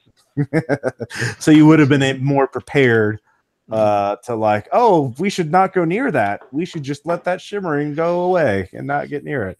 What fun is that? Exactly. Yeah. So yeah, there were, and you could have talked to the other families of those other people, John and Paul, etc. And they would have told you about the camping gear and what kind of weapons they had and stuff like that. And yeah, I mean, like I said, this is a rough draft of the scenario. I don't know if I'll run it again or whatever, but it's an idea I had because I heard about Psychiana. Sure. I got the idea from a book called Occult America, by the way, which is a very interesting book. Yeah, I know I think you talked about it. I reviewed it for the podcast a while ago. But I just pulled it off my bookshelf and looked through it. Like, oh yeah, Psychiana. I do kind of wish. And maybe that's the other thing, but like I know like we don't have any actual interactions with Miles, but I kind of wish we had like some level of interaction with him, but just to like get his actual perspective, because like we don't actually know any of that from the story standpoint. That's which is kind of why I like which is why, in my opinion, I think it works better if he's like a follower and he has like he's there for a reason that is like we can actually at least talk with him about. But that's just kind of my thing. Sure. I understand that. I mean, I just viewed him as this, he's the MacGuffin that you're chasing after. And he's just a cipher. Like, I mean, again, because I'm leaning more towards the Delta Green again. You just don't understand, and you won't get the full picture anyway. You're just like, what the fuck happened? And you're just covered in blood, and you've lost a bunch of sand points, but you made it, so you get in a dead man. I did love that, like the subversion of the dimensional shambler, because it's like, it'll talk with us. And, you're not trying to kill it, so it would be. Also, it was just as confused as we were. So, well, someone summoned me here. I don't know why. Matt, like that's another thing you would have found out from the John Boyd thing is that like Amanda McKenna also learned how to summon the dimensional shamblers, but she didn't know how to bind them. So they just 8 people learned their skills and were just like, why'd you bring me here? Like, and then it just as long as it's not attacked, it's just like, well, this is weird. I'll hang out a while, I guess. I don't care.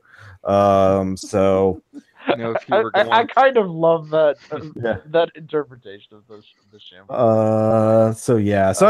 I did want to have a monster you could talk to because I think that's sort of lacking games. Sorry, Adam. I was going to say, if you really wanted to ramp up that biblical imagery, if this all happened when his son was in visiting, so he's gone, so we have this Abraham's going to sacrifice. Oh, that would be good. Yeah, and, that would at least binding Isaac.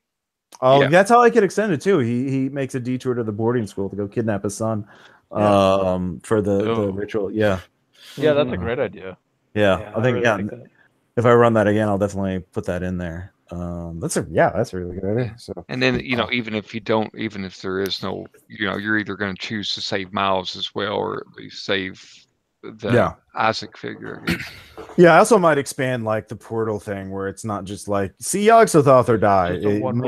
Make it more of like a separate kind of encounter. Like it's this weird alien place. Like I actually do remember because like I play tested Extreme Philia way months ago when it was being published, and like the disease in it, which I'm spoiling a little bit, but like it initially was done as like essentially a straight up lethality roll, and that is kind of fun in the Artifact Zero way.